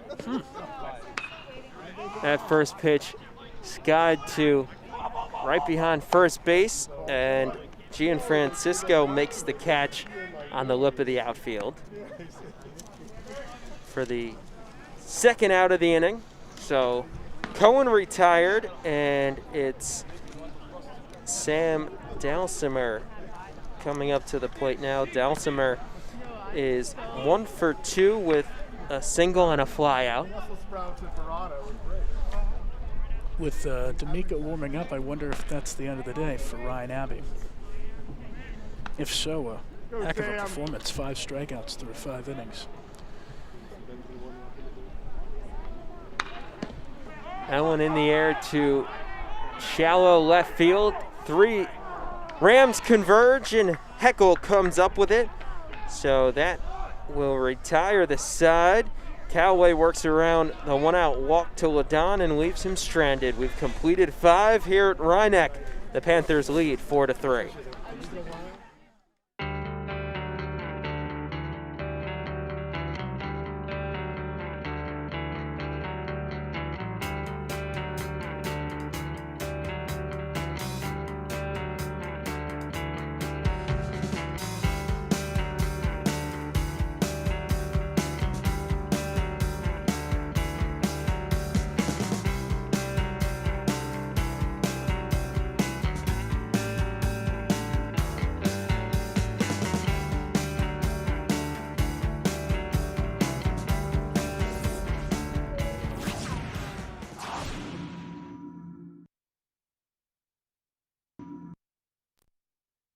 Did you know you can watch LMC Media on your Roku in full high definition? Go to streaming channels and search for ScreenWeave. Install the Cablecast ScreenWeave channel. Look for the green icon. Open the channel, scroll to LMC Media, and press OK. Your device will remember your selection in the future. From within the app, you can watch all 3 of LMC's channels live. Or check out municipal and school board meetings, varsity sports, and more on demand.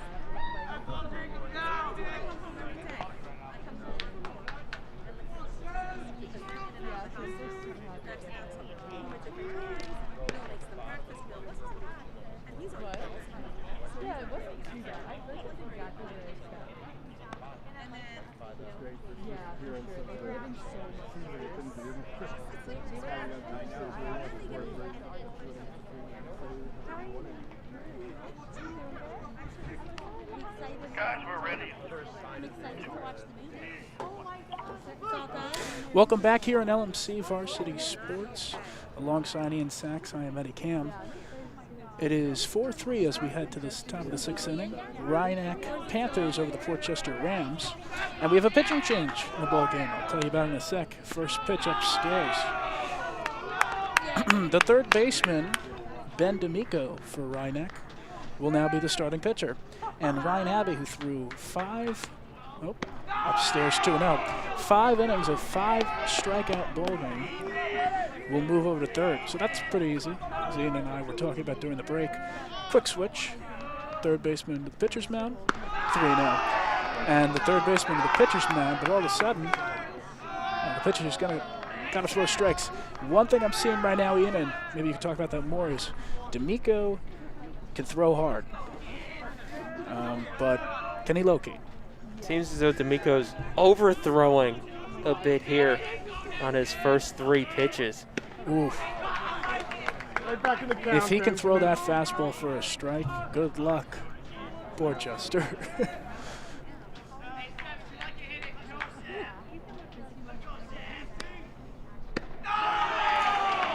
If he can throw it for a strike, there's ball 4. The walk goes to Sebastian Alvarez, but Alvarez will be taken out of this game and instead substituted for a pitch runner. Give us 1 second as we look. Yep, that is C.J. Pascal. He's an infielder slash pitcher for Portchester. And now a runner on first for the Rams, the tying run. And up to the bat is Mike DeCrescenzo, the first baseman. He's made a couple of nice defensive plays. He had an error, but he also had a really good play on a throw from the pitcher, from the third baseman rather. He was able to make the tag. There's the pitch to him. And that was a really great block by Jake Ledon. Ledon did a great job of it, staying with it, and that prevented Pascal from moving on to second base.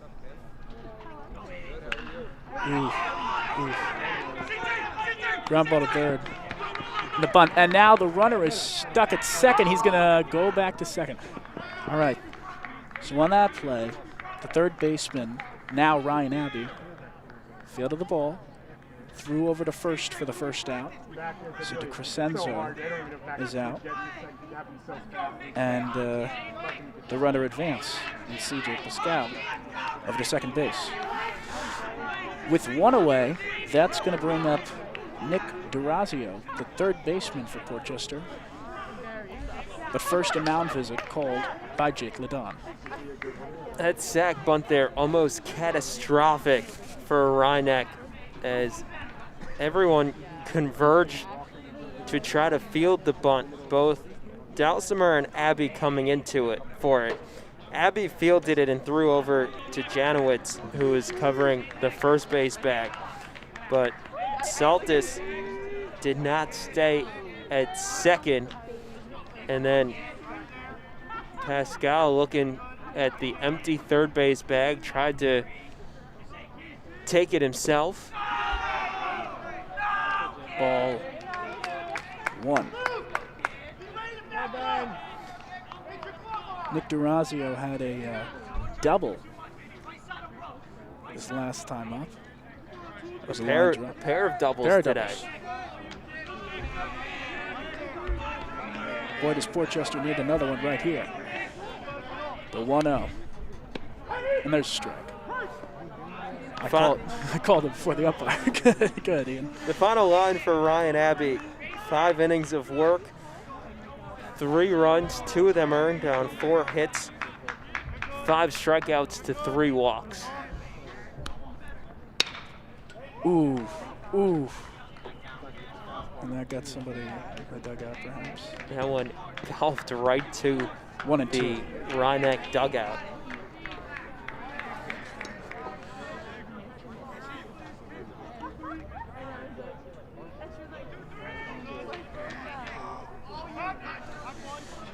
The pitch from, D'Amico's going to step off.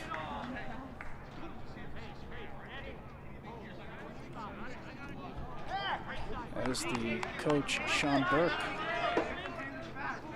gives signs to Nick Durazio. He pointed towards right field.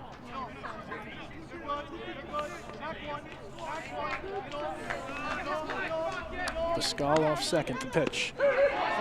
And that's strike 3. A needed out from Ben D'Amico. Threw a fastball, dotted it right down the middle. For the second out, Nick Durazio down on strikes. So now 2 down here in the top of the 6th.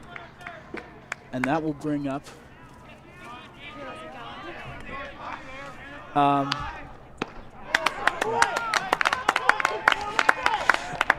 there's a strike. I believe this is Dan Hitz.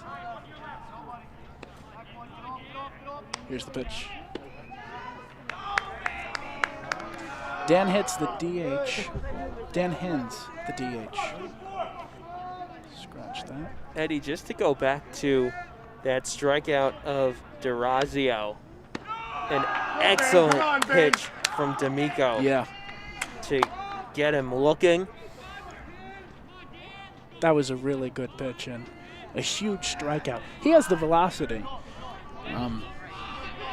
It's probably the highest velocity we've seen from all pitchers today's game, and there's a swing and a miss.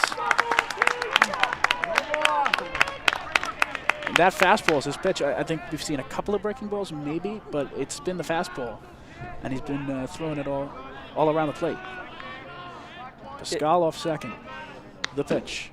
How about strike 3 for Ben D'Amico? A 2-run double in the first, and now 2 strikeouts here in the top of the 6th inning. So we'll go to the bottom of the 6th. Rhyneck leads 4-3, and we'll be back here in LMC Varsity Sports. Do you need space for a meeting, conference, or presentation? LMC Media has what you need. Our 768 square foot studio space is ideal for many types of productions, readings, recitals, rehearsals, and workshops. The space has video recording capability, as well as daylight temperature lighting, green screen, and stage. 2 additional rooms at 208 and 156 square feet can be used for any of your needs. Auditions, meetings, classes, workshops, one-on-one instructions, and more. Both rooms feature video monitors with Chromecasting capability, making presentations a breeze.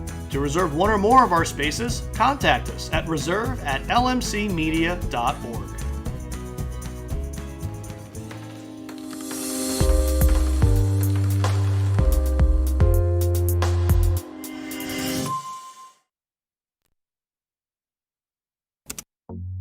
LMC Media's YouTube channel is where you can connect to your community. You can easily find your favorite videos in a playlist or keyword search. Videos are added daily relating to your community, weekly updates, talk shows. Welcome to another community conversation. I'm Michael Witch for LMC Media. How-tos, and municipal meetings. Stay connected through video.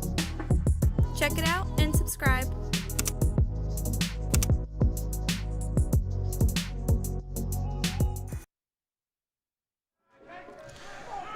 We're going to have a pitch hitter right here as we welcome you back here on LMC Varsity Sports. We're in the bottom of the 6th inning, 4-3. Rhyneck over Portchester. And there's a strike. The hitter, Zach Lientu.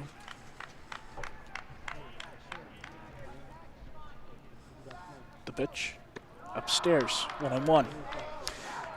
As Ian and I were talking about during the break, what a pitching performance by Ben D'Amico. Wow, can he throw fast? There's a pitch popped up, out of play, foul, 1-2. Ian, gas from Ben D'Amico. D'Amico was straight fastballs in that 6th inning, the top of the inning here. Struggled with his control in the first batter in Alvarez. Walked him on 5 pitches. And Callaway with another strikeout. But then after that, worked on the sac bunt and then back-to-back strikeouts to end the frame. And both of them right on the corners got the 2 batters looking. If he can put that fastball right on the black of the plate. Good luck. Here's Luke Murphy, the left fielder. And that ball's down. Callaway has gotten better as this game has progressed. And Absolutely. Gave up the 3 in the first, the 1 run in the fourth. Since then, he has allowed just 1 hit, and that was way back in the 3rd inning to Cohen. The pitch to Murphy. Another strike.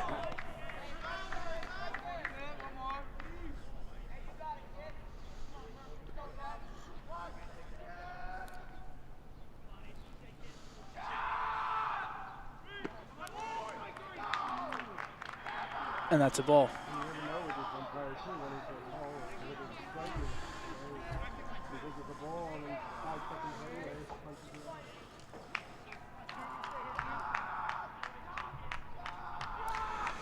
Pitch from Callaway. And that's popped up, and it's going to be caught by the shortstop. What a play by Matt Marini. Wow. That one looked like that was going to fall in for a base hit for Murphy, but the shortstop took it away, Ian. That one held up just long enough for Marini to stretch out and make the catch. One of the best catches we've seen today, and, well, when his defense is making plays behind him like that, Callaway certainly progressing here. Absolutely. Oh, that breaking ball. That was such a great breaking ball for a strike right there. His breaking ball has really gone really good. I think that's been the most important thing for Harrison Callaway, as Evan Janowitz will take strike 1, 0-1 to Evan Janowitz. There appears to be a discussion right now between the Portchester coach, Sean Burke, and the home plate umpire. And we're going to resume play here. Burke was adamant. It was animated as he came over to discuss things with the home plate umpire. Not sure what it was about, though. Here's the pitch from Callaway. Upstairs.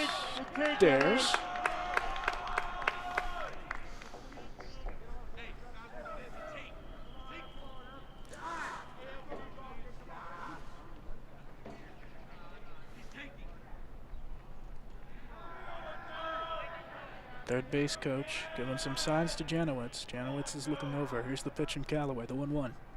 In the dirt, 2-1.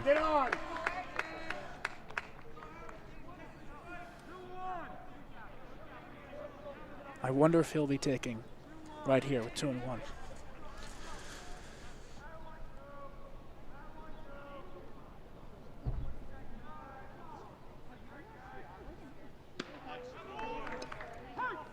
That's 2-2 he was taking. They want, sorry, go ahead, Ian. Force Callaway to throw strikes, see if he's tiring it all here. Pitch from Callaway. Line drive out to center field, right center field. The center fielder, Tony Roman, will make the play and end the inning. So after 6, 4-3 Rhinebeck Panthers over the Portchester Rams as we head to the last inning. Portchester will have a crack at the bat, and we'll be right back here on LMC Varsity Sports. Do you have a great idea for a YouTube video or a short film, but don't know how to make it happen? LMC Media has what you need. Our equipment cage is stocked with professional quality cameras, tripods, lighting, sound, cabling, and more. Our 768 square foot studio features a full lighting grid, wraparound green screen, teleprompter, TriCaster, and high definition cameras. To reserve equipment, contact us at reserve@lmcmedia.org.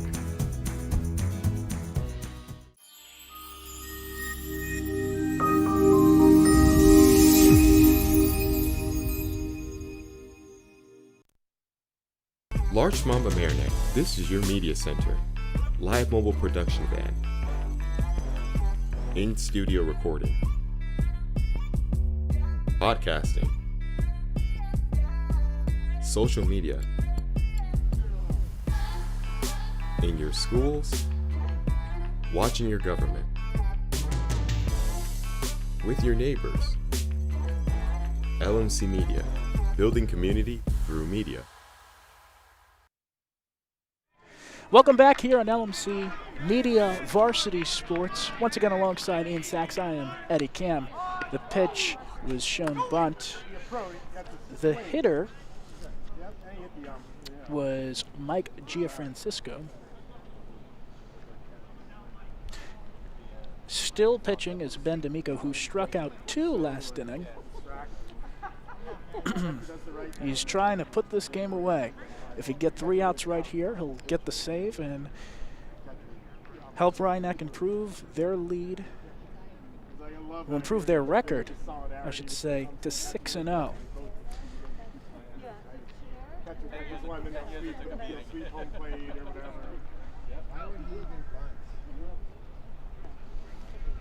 Home plate umpire shaking up on that last pitch.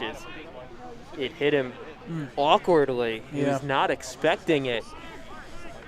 But shaking it off, and he's good to go.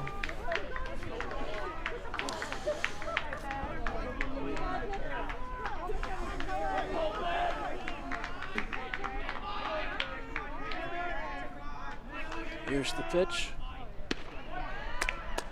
And there's a strike now on 2. Ben D'Amico, as we've been saying since he's come into this game, as the pitcher, if he can pinpoint that fastball like that, he can get strikeout number 3 on the day for Ben D'Amico. Wow. I mean, this guy, it's fastball, fastball, fastball. Good luck, good luck, good luck. I mean, honestly, really great stuff, Ian. D'Amico looking for the 2-inning save here, and well, you can certainly see why he is such a strong relief pitcher and an asset for Joe Carlucci. Here's the pitch. Upstairs. Portchester needs a run. That's all they need. That's what they've needed. Here's the pitch. There's a line drive, and that's going to be a base hit in front of Cohen. And Portchester has the tying run aboard at first base. Yeah, great piece of hitting right there by none other than Harrison Callaway, who's helping his own cause, trying to not get the loss in this game. Callaway, his 2nd hit of the game. Up now is Tyler Heckel, the left fielder.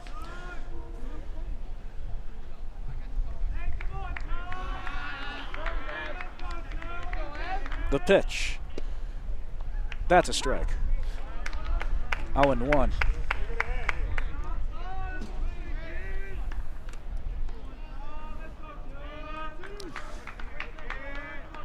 There goes the runner. Callaway running to second. The throw from Ladon. And he's safe. So a runner on second base. And a nice job by Janowitz backing up Saltis at second base. As the throw from Ladon was off the bag. The pitch from D'Amico. And that one's outside, and the runner is going to go to third base. Callaway, the tying run, is now at third base for Portchester with 1 out here in the top of the 7th inning. And this is the game right here. Very crucial moment in this ballgame. That is the one issue with the fastball from D'Amico. He is a little out of control. Swing and a miss. So, now 2 down.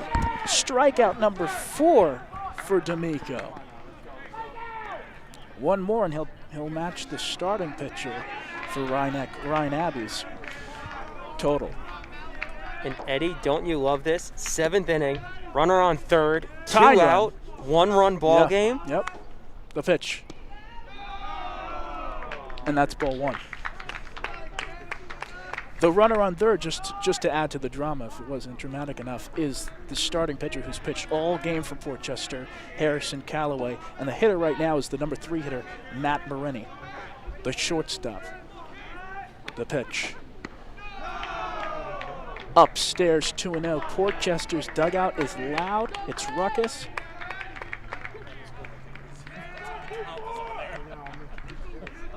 Can D'Amico put this game away? Can Portchester tie it? Here's the pitch. Popped up, foul, 2-1. And Eddie, you know this is going to become a full count. You know it's going to become a full count. We have to add as much drama as possible. Absolutely. The pitch, swing and a miss, and now the Portchester Rams are down to their final strike.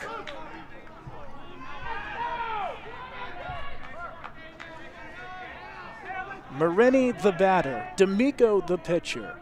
The pitch. Upstairs, Ian, are you a fortune teller or what? 3-2, like my buddy in sax over here predicted. He said it was gonna happen, it did. And now, I mean, here's the game, folks. The pitch. Drive to center field, and it's out of reach, and we got a tie ball game for you. The runner's gonna go to second base, and just like that, it is 4-4 here in Rhinebeck. Wow. Was that some drama, Ian? The whole path of the ball looked like Saltis had a play on it. That's right. Did, just could not stretch out far enough for it. And wow. Here's the pitch from D'Amico. And there's a strike to the hitter, Tony Roman. As you were saying, Max Saltis gave that one everything he could. But it was 2 out of reach. Here's the pitch. And really, I mean, Marini, that's so impressive. 3-2, you're down to your last strike, and able to put the ball in play. And with his velocity, D'Amico, here's the pitch, and there's a ground ball to short. The throw over to first. It's scooped, but what a scoop! Oh my, by Sal Dowsimer. What a scoop by the first baseman. But he couldn't hold on to it. Oh. And so Roman is aboard. And now it's runners on the corners. I thought he could. My apologies. Got first and third now. Still 2 down. But really impressive still by Dowsimer of not letting that ball get by him. If it did, Portchester would be up right now. 1 run. Up at the plate, Sebastian Alvarez.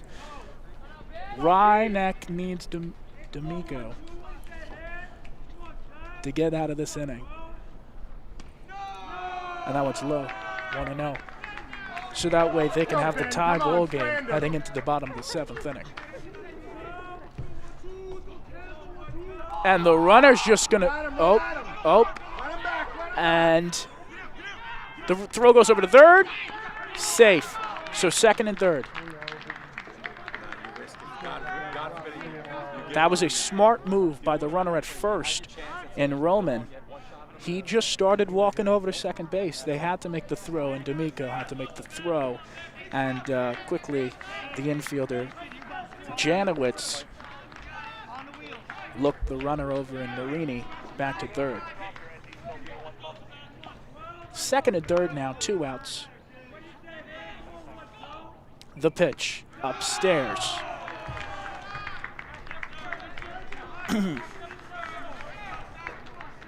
So it looks like since the Marini ribby single, D'Amico has been a little bit rattled.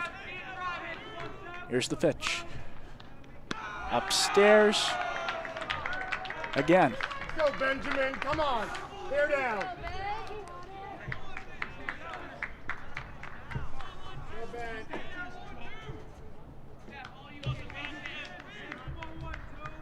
Here's the pitch.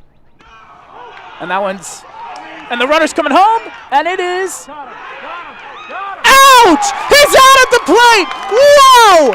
Oh my! He is out at the plate! And it is tied. We are going to stay tied. Oh my goodness! Everyone thought that he was going to be safe. He was coming home, and the throw was not in time. What a play! It is tied 4-4 as we are going to head to the bottom of the 7th inning. 4-4. We'll be right back here on LMC Media, Varsity Sports.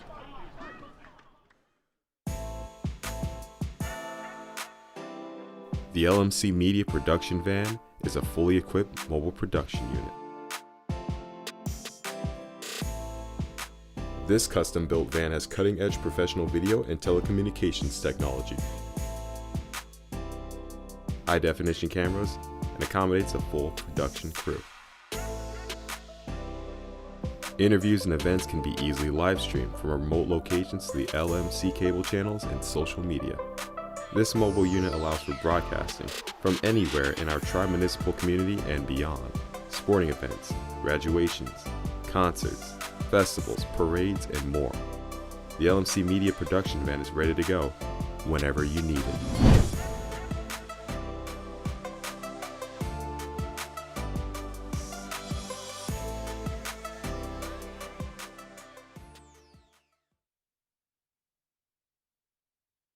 You know, that's 30 pitches in an inning when you really should pitch 50. You know, it should be 15 pitches. All right. Extra innings. Let's go, Alex! Let's go, kid! Right where you want to be, Alex Saltis! All right, guys, ready in 3. Welcome back here on LMC Media Varsity Sports alongside Ian Sachs. I'm Eddie Cameron. Wow, what a dramatic bottom of the 7th. I'm sorry, top of the 7th, make that. And we have a tie ball game here heading to the bottom half of this inning. Rhynek is looking for the walk-off. Harrison Callaway still in this ball game as he tied the game when he touched home plate last half inning. But then there was a dramatic play with a runner coming home as the go-ahead for Portchester. Here's the pitch for ball 1. And the pitcher, Ben D'Amico, applied the tag, and the umpire called him out for one of the most dramatic plays in this game, 2-0. Ian, D'Amico, yeah, he got rattled a little bit in that bottom half of the inning, but wow, can he throw fast? He struck out 4. Here's the pitch. There's a fly ball to left field. The left fielder, Tyler Heckel, will put it away for the first out. The hitter just now was Alex Saltis, and up at the plate is Max Saltis, the center fielder. Ian, this game, wow. Portchester was down to its final strike.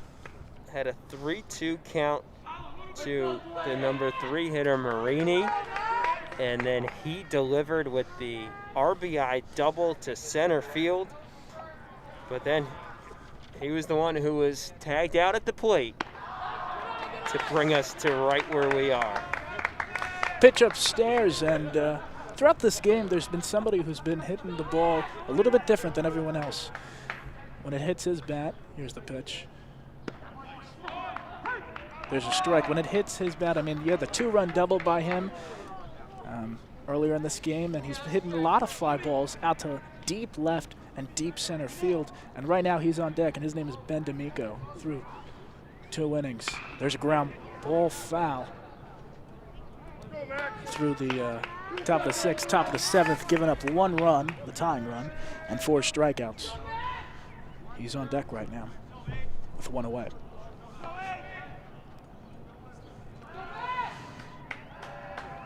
So could we see some drama right here? And that one's upstairs. Boy, does Rhynek need a runner. get Max 6 out, do they walk home?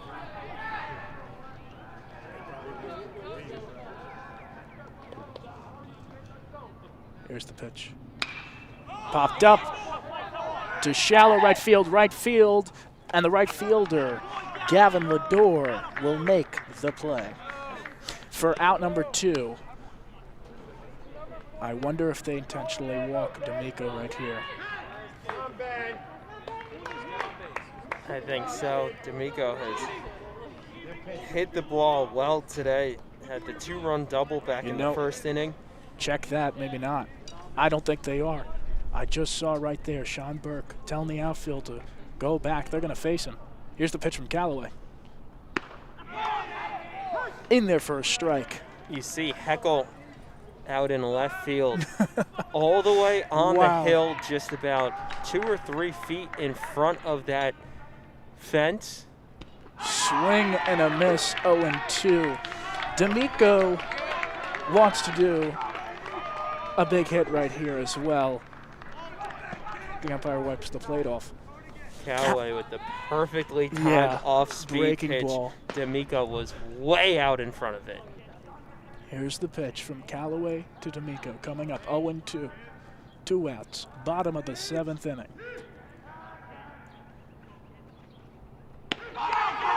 And there's strike 3.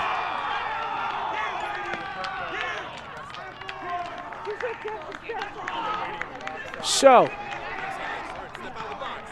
just like that, we're going to have some free baseball here at Rye-Neck High School. 4-4 as we head to the top of the 8th inning. And we'll be right back here on LMC Media Varsity Sports. My name is Sean. I'm a regular volunteer here. Hi, I'm Paul. I'm a volunteer. Today is my very first day. I've only been here about an hour.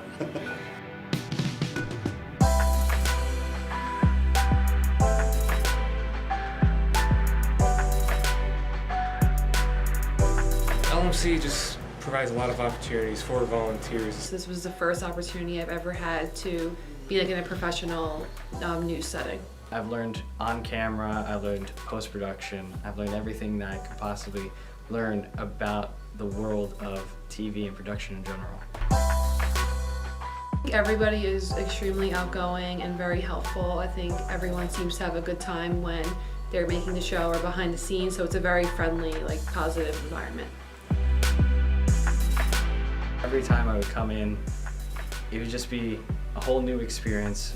And just all the people were just so nice and inviting.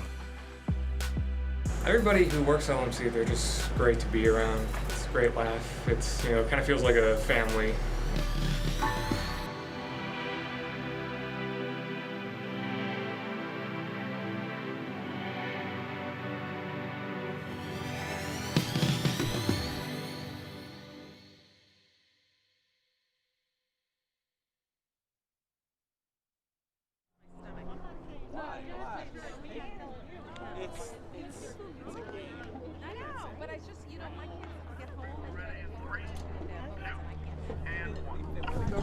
Welcome back here on LMC Media Varsity Sports. We're at 4-4 here in the top of the 8th inning at Rye-Neck High School. Ben D'Amico starting his 3rd inning of work. The pitch was upstairs.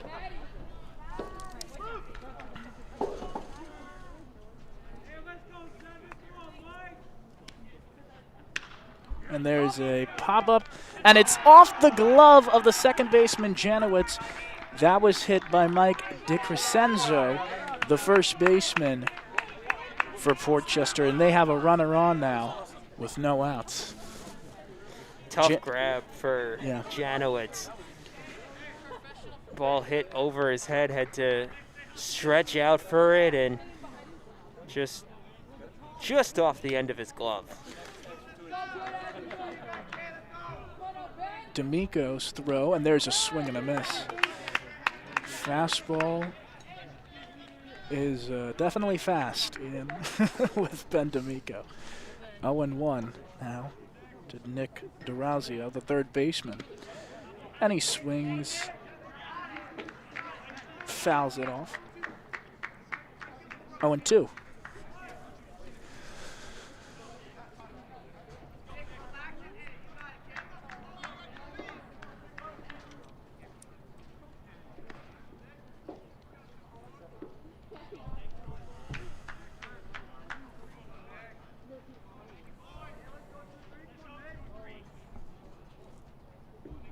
A lead from DeCencio. And there's a swing and a miss, strike 3. Number 5 for D'Amico. That's been D'Amico's bread and butter today, getting those strikeouts. 5 Ks over 2 1/3 innings.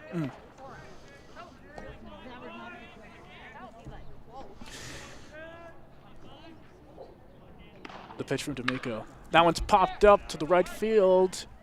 Foul, out of play, right near us. The hitter is Dan Hins. He is the DH for Port Chester.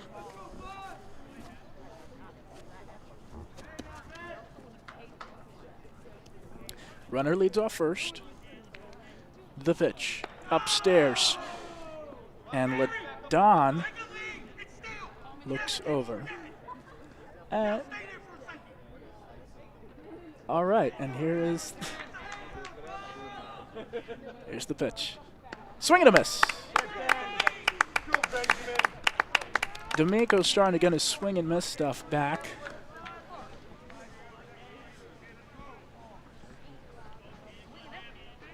And throw over to first. But not in time. I don't see anybody, and this is maybe just because of our vantage point, but I don't see anybody warming up for Port Chester. Here's the pitch. Swing and a miss.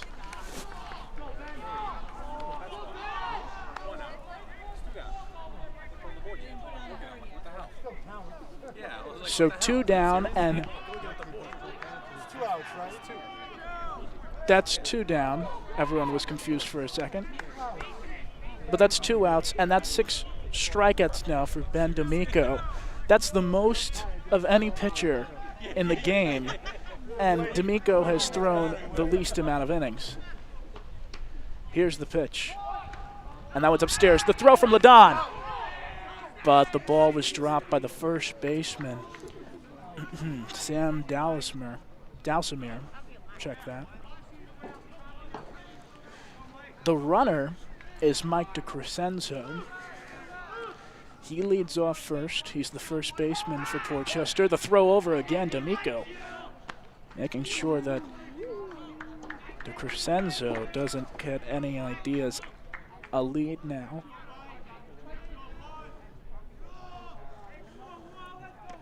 And here's the pitch. Upstairs, LaDon over to first again. Safe. The hitter is Mike Gianfrancisco for Port Chester.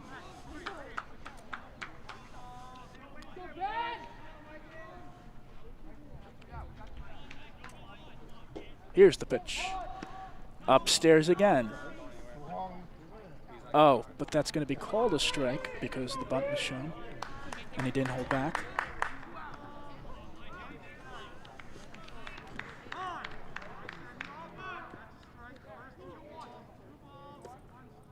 Two balls, 1 strike. Oh, he's saying that was a ball. Okay, check that. All right, 2-1 to Gianfrancisco. And 3-1.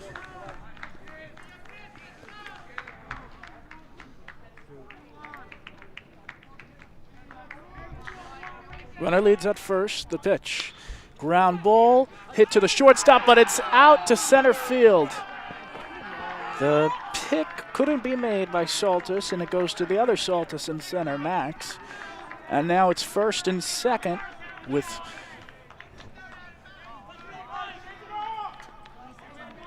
now at bat is somebody who's been really giving his all for Port Chester, Harrison Calloway.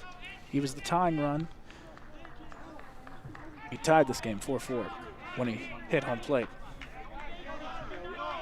Callaway, two for 3 at the plate. with an RBI, sac fly, a pair of singles, a run scored last inning, and 7 innings of work on the mound as well. There's a strike.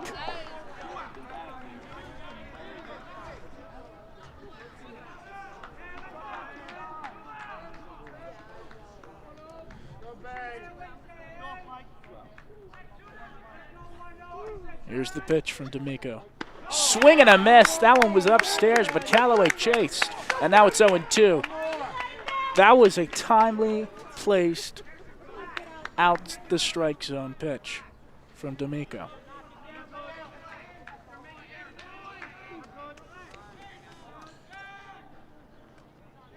Yeah, D'Amico with a great call there to go with the high fastball. Here's the pitch from D'Amico. Swing and a miss. How about 7? 7 for D'Amico. As we're going to head to this bottom half of the 8th inning, we'll see if Rhyneck can walk it off here on LMC Media Varsity Sports.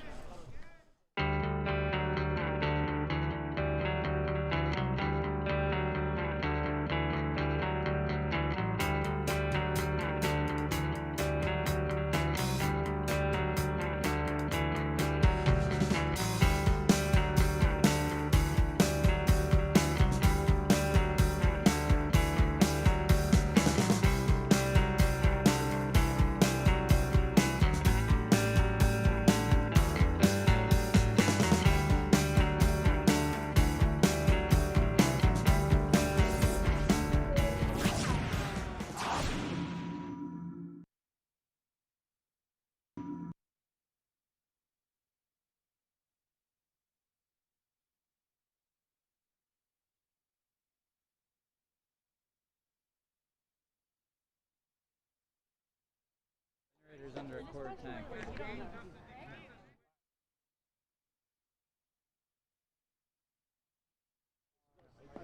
I had to tell them, so that's the only thing I could do. So hopefully they walk it off right.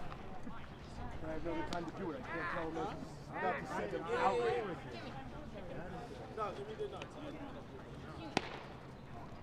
So is it just they just need to score, right? Let's go, Jake. Start it up, kid.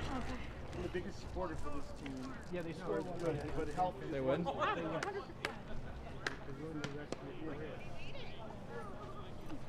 You know, Kim, surgery in July. No, he hasn't pitched since July. And he had surgery in December. This is his first time pitching. Yeah. I know. I'm from Florida. Here we go. Scary.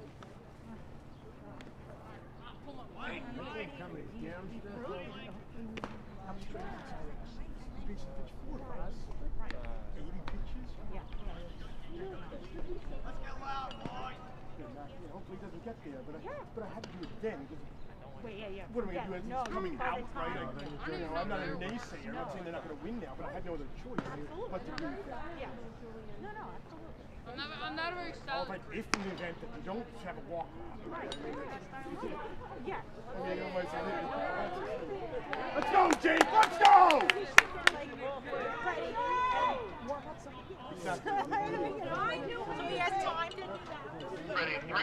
Let's go, Jake! Welcome back here to LMC Media Varsity Sports. We're in the bottom of the 8th inning. We're at a tie ball game, 4-4 in extra. Rhyneck Panthers taking on the Portchester Rams.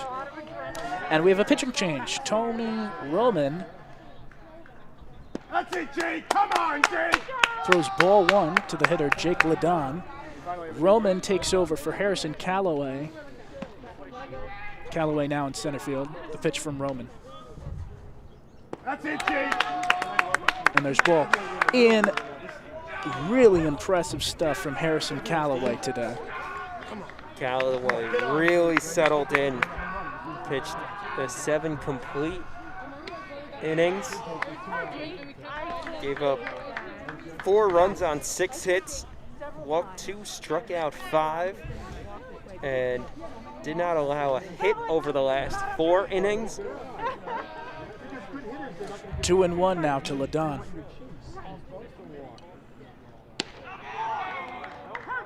2-2. Jay, come on, go to work, kid. Absolutely, Callaway really and he got better throughout the game, also helping his cause offensively. Ladon calls timeout. Rhinex looking to end this right now. They need a run, and then we could all go home. Here's the pitch from Roman. Ground ball, and that's going to be, the shortstop will ground it, throw onto first. The shortstop, Matt Marini, threw onto first for the out. That ball took a high bounce off the mound, which allowed Marini to set up and field it right on the lip of the outfield grass. Absolutely. I thought it had a chance at one point to get through, but no prevailed. Here is Michael Cohen, the right fielder. Fly ball to shallow right, mid right, caught for the second out. Cohen, an aggressive hitter. So we saw he's gotten a couple of hits today, including a ribby single, but also swinging at first pitches. He's not afraid to do that. And right there you see. Third straight at bat that Cohen has put the first pitch in play. So up to the plate is Sal Dowsamir.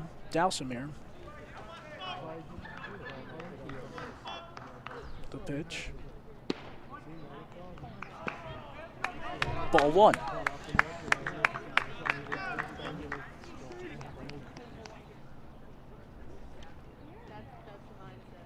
Here's the pitch. Upstairs, 2-0. Roman is a left-handed hitter, but a right-handed pitcher. Go, Sam.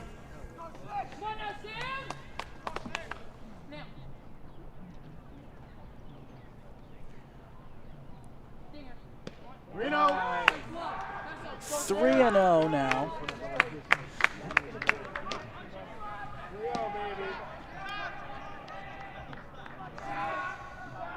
The pitch to Dowsamir. That's a strike, 3-1.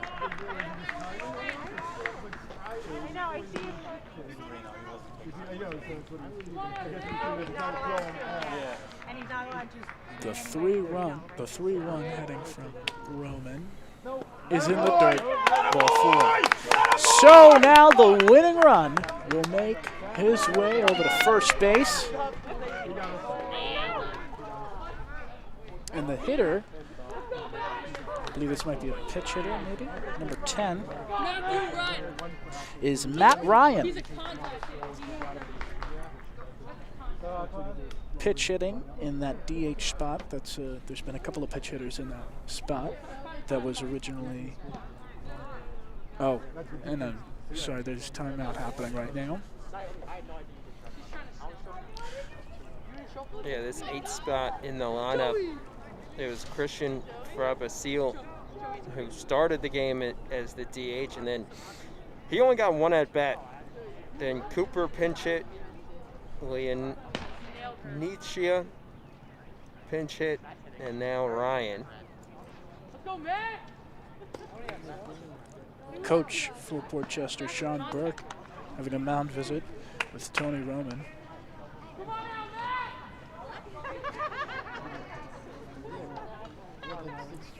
There's 2 outs here in the bottom of the 8th.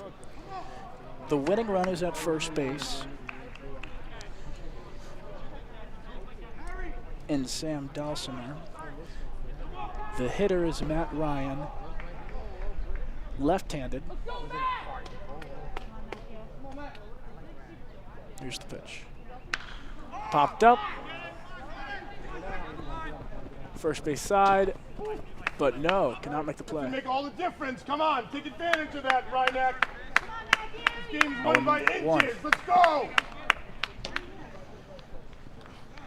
The first baseman for Portchester, Mike DeCrescenzo, went over to try to make that play. He couldn't do it. Too far out of reach. Pitch to Matt Ryan in the dirt.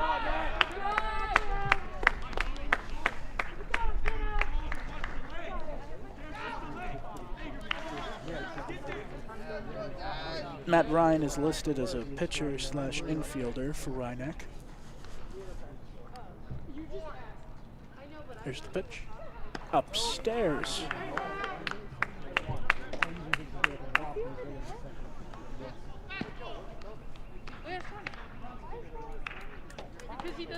On deck is Luke Murphy.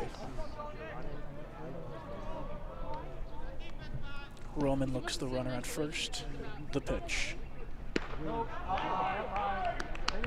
And that's ball 3.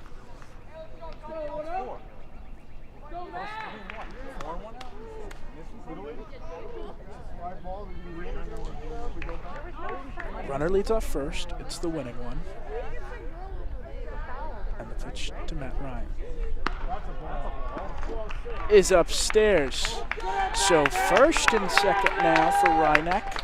The Panthers have the winning run at second base. With 2 down, up to the plate is coming Luke Murphy, the number 9 hitter, who is talking right now to Joe Carlucci, the third base coach. Roman has struggled with his control a bit here after retiring the first 2 with relative ease. Back-to-back walks to Dulcimer and Ryan has put the winning run in scoring position. So now a base hit could very well drive in Dulcimer and end this game.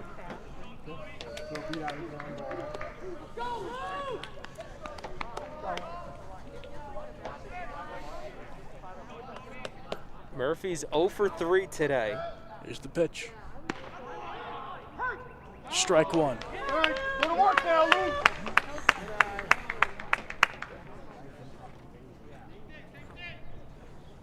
Dulcimer off second. Ryan off first. The pitch. Fly ball out to shallow left field. It's going to be caught by the left fielder, Tyler Heckel, to end the inning.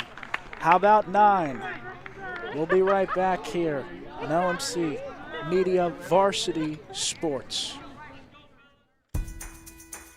Do you have a great idea for a YouTube video or a short film, but don't know how to make it happen? LMC Media has what you need. Our equipment cage is stocked with professional quality cameras, tripods, lighting, sound, cabling, and more.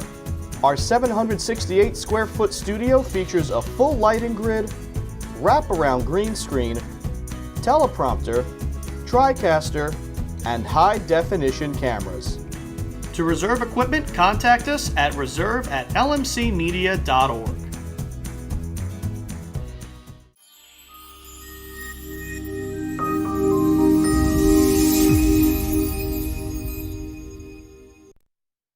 Need technical support for your next meeting or presentation? LMC Media offers full-service meeting management virtually, in real life, or a hybrid of both.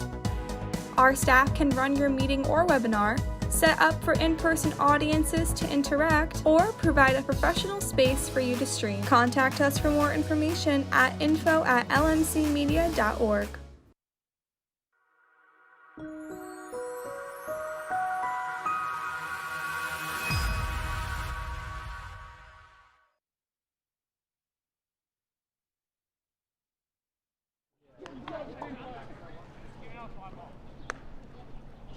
Boy.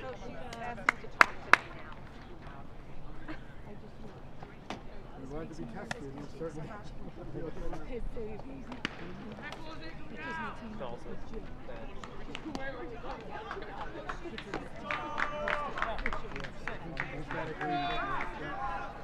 This is Jake's first year pitching.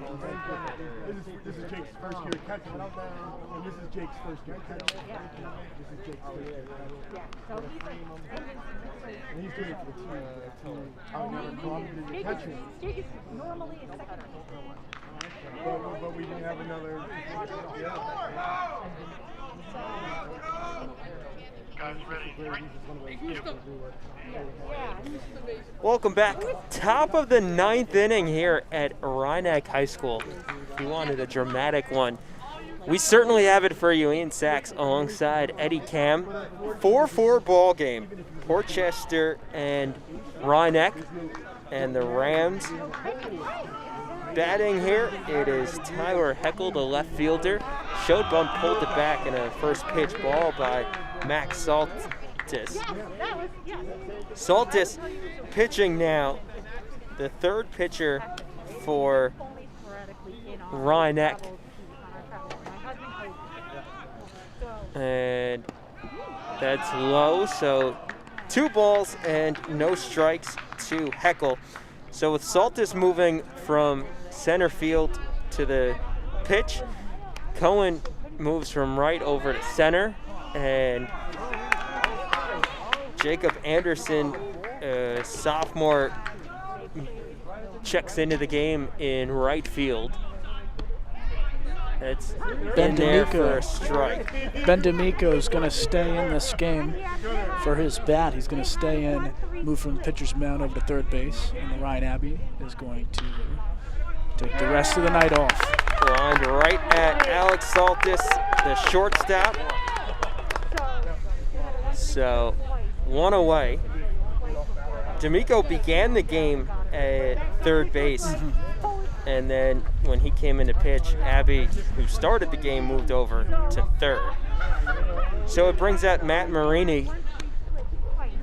Marini, who delivered the last time he came to the plate. That was back in the top of the 7th. The RBI double on a 3-2 count to center field to tie the game, and lines that one down the third base line. Fair. So Marini plates his third hit of the game. He's 3 for 4. Has tallied 2 RBI as well.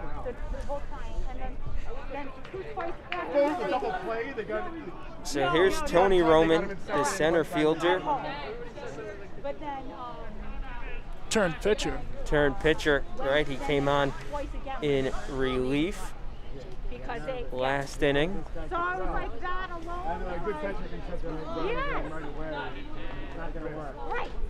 Final line on D'Amico. 3 innings of relief as that one gets away from Ladon behind the plate. On to second is Marini. And for D'Amico, gave up the game-tying run, so 1 run on 3 hits, 7 strikeouts to 1 walk.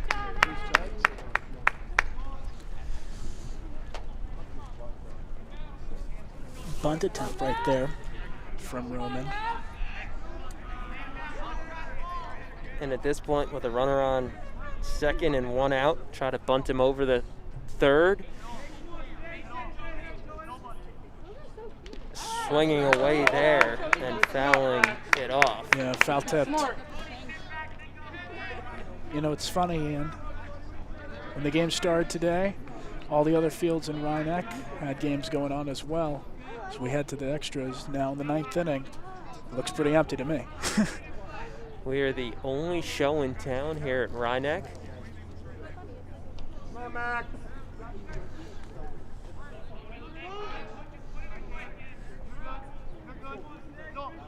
Saltis steals, and that's in the dirt, gets away from Ladon. Onto third will be Marini on the wild pitch. That was a big wild pitch right there. Now you got the go-ahead at third with one out, instead of having the go-ahead at second with 1. They're making ground ball right now. As you see, just as they say that the infield is going to come in. Well, it also puts the sacrifice fly in place with just 1 out.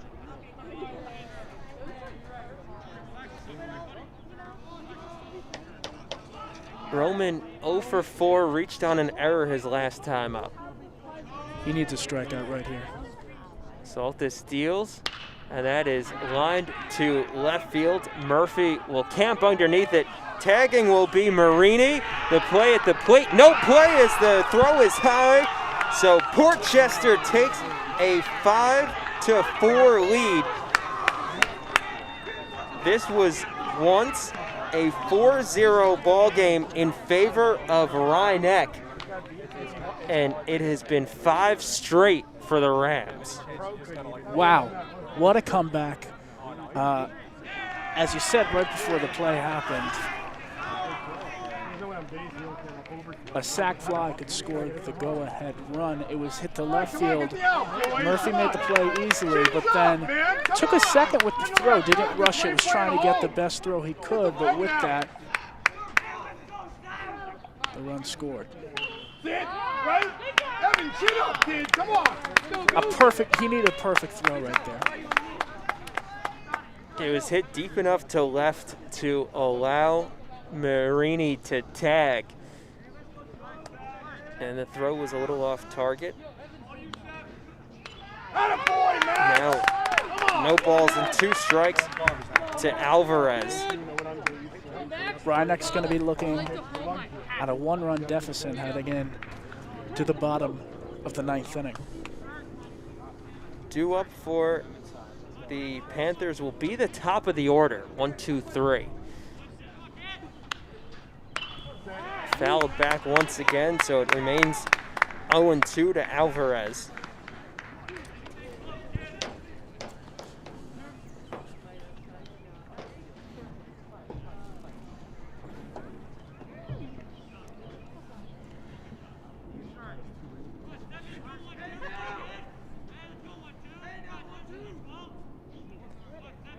Saltis deals, and that's hit him on the foot. That hit him. So Alvarez is aboard, and the inning will continue.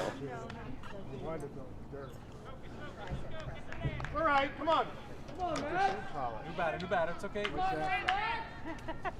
That's a tough, that's always tough when it lands on the top of the shoe. No real injury, but hit by a pitch, no matter what. Mike DiCrescenzo comes into the box. Throw over to first, not in time. DiCrescenzo is 1 for 3, singled to lead off last inning. Ooh, taking a big lead. Throw over again, but Alvarez is back underneath it.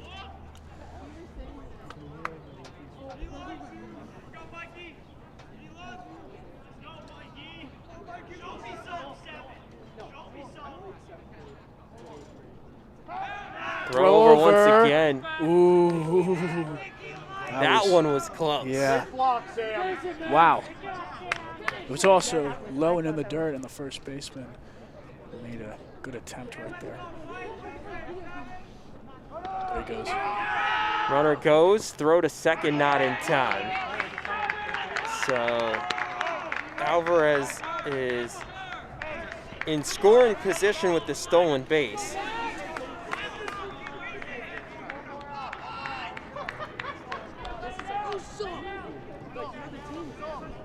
The 1-0 to DiCrescenzo is high.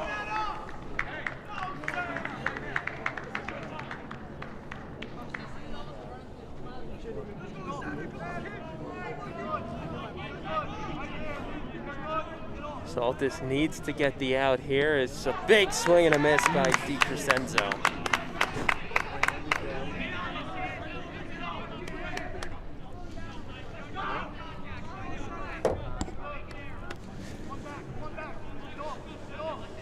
The pitch, swing and a miss once again. Count evens at 2-2.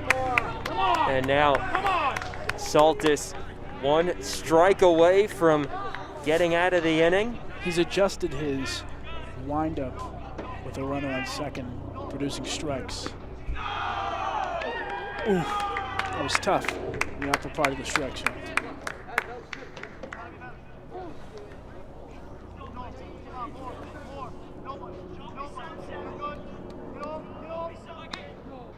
Swing and a miss. DiCrescenzo down on strikes, but the damage done. Portchester takes the lead on the sacrifice fly from Tony Roman to score Matt Marini, and we head to the bottom of the ninth. Rams leading 5-4.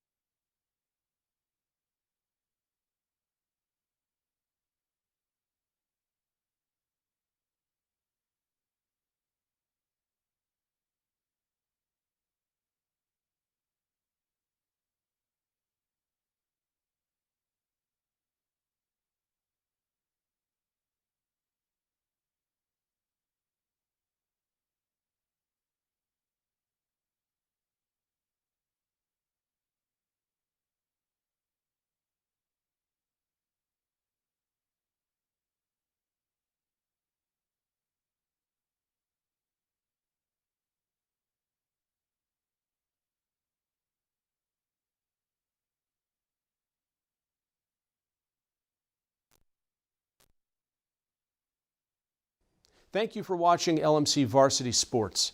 We hope to continue this service of streaming our school's varsity sports matches, but we can only do this with your support. Visit lmcmedia.org/donate and make your contribution today and keep this program going.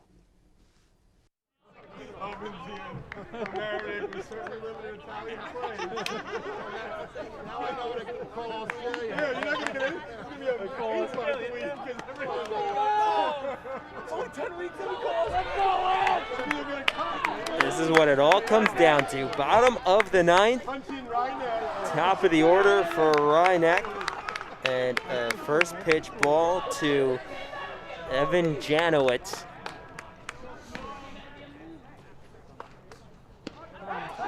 That one at the knees, called ball 2. Portchester took the lead in the top half of the inning. And so now Rhinebeck needs to score 1 to extend the game, and a strike to Janowitz, and 2 would win it here in the ninth. It's Janowitz, Saltis, and Saltis due up, swing and a miss. Strike number 2 to the second baseman, who's 0 for 2 with a walk, a hit by pitch, and 2 runs scored. The 2-2 is low. No one better, kid. No one better. Roman's still out there for Portchester. Roman pitched a scoreless 8th inning, as that is ball 4. Wow! And the leadoff batter is aboard. Well, that was a little bit of a gift to Rhinebeck. That looked pretty close, a breaking ball in there. Just missed for Portchester. How about the at-bat from Janowitz Yeah. to force the count full and then draw the walk to get on base. So here's Alex Saltis. Saltis 0 for 4, reached on an error. Lets that go by for strike 1. You have your fastest runner as the tying run at first base in this crucial moment for Rhinebeck, the bottom half of this ninth inning. 1-0 is inside to Saltis. He had to reach out of the way of that one. Tell you what, Roman really making sure Janowitz doesn't take off. It's infecting his pitching. Roman deals, and that one high, so 2 balls and 1 strike. But Eddie, this is a Rhinebeck offense that has been quiet the last several innings. That's right. The last hit came back in the third off the bat of Michael Cohen. As that one is lined up the middle, right to the shortstop. The play at second in time, but not for the double play. So Janowitz is retired, and Saltis is on with a fielder's choice. That's big, Alex. Make that count. Make that be big. Janowitz, who was very aggressive earlier in this game in terms of base running, he was taking leads, but he was not running on that play, and that was almost two. A slower runner, that would have been 2 outs right there. But really big. That's Alex Saltis is standing at first base right now with 1 down, and his brother, the center fielder, coming up to plate. That's right. Here's Max Saltis, who came in and pitched in the top of the 9th. Senior day for the 2 Saltis twins. And that one in there for strike 1 to Max. Max Saltis is 2 for 4 today with an RBI single and a double, a run scored as well. 0-1 is grounded up the first base line, but it is ruled a foul ball. The umpire is hearing it from this crowd right now as spectators believe that was a fair ball, but the ump called it foul. Looked like it bounced right around the bag. From our vantage point, it looked like it might have gone over, which would have been a fair ball. But instead, it is 0-2, the count to Max Saltis. And that one has popped up foul. So 1 out here in the bottom of the 9th. Janowitz led the inning off with a walk. Then Alex Saltis hit into a fielder's choice as Janowitz was retired on his way to second. But the throw down to first not in time to get Alex Saltis. And it's still 0-2 to Max Saltis. Roman deals, and that one's low.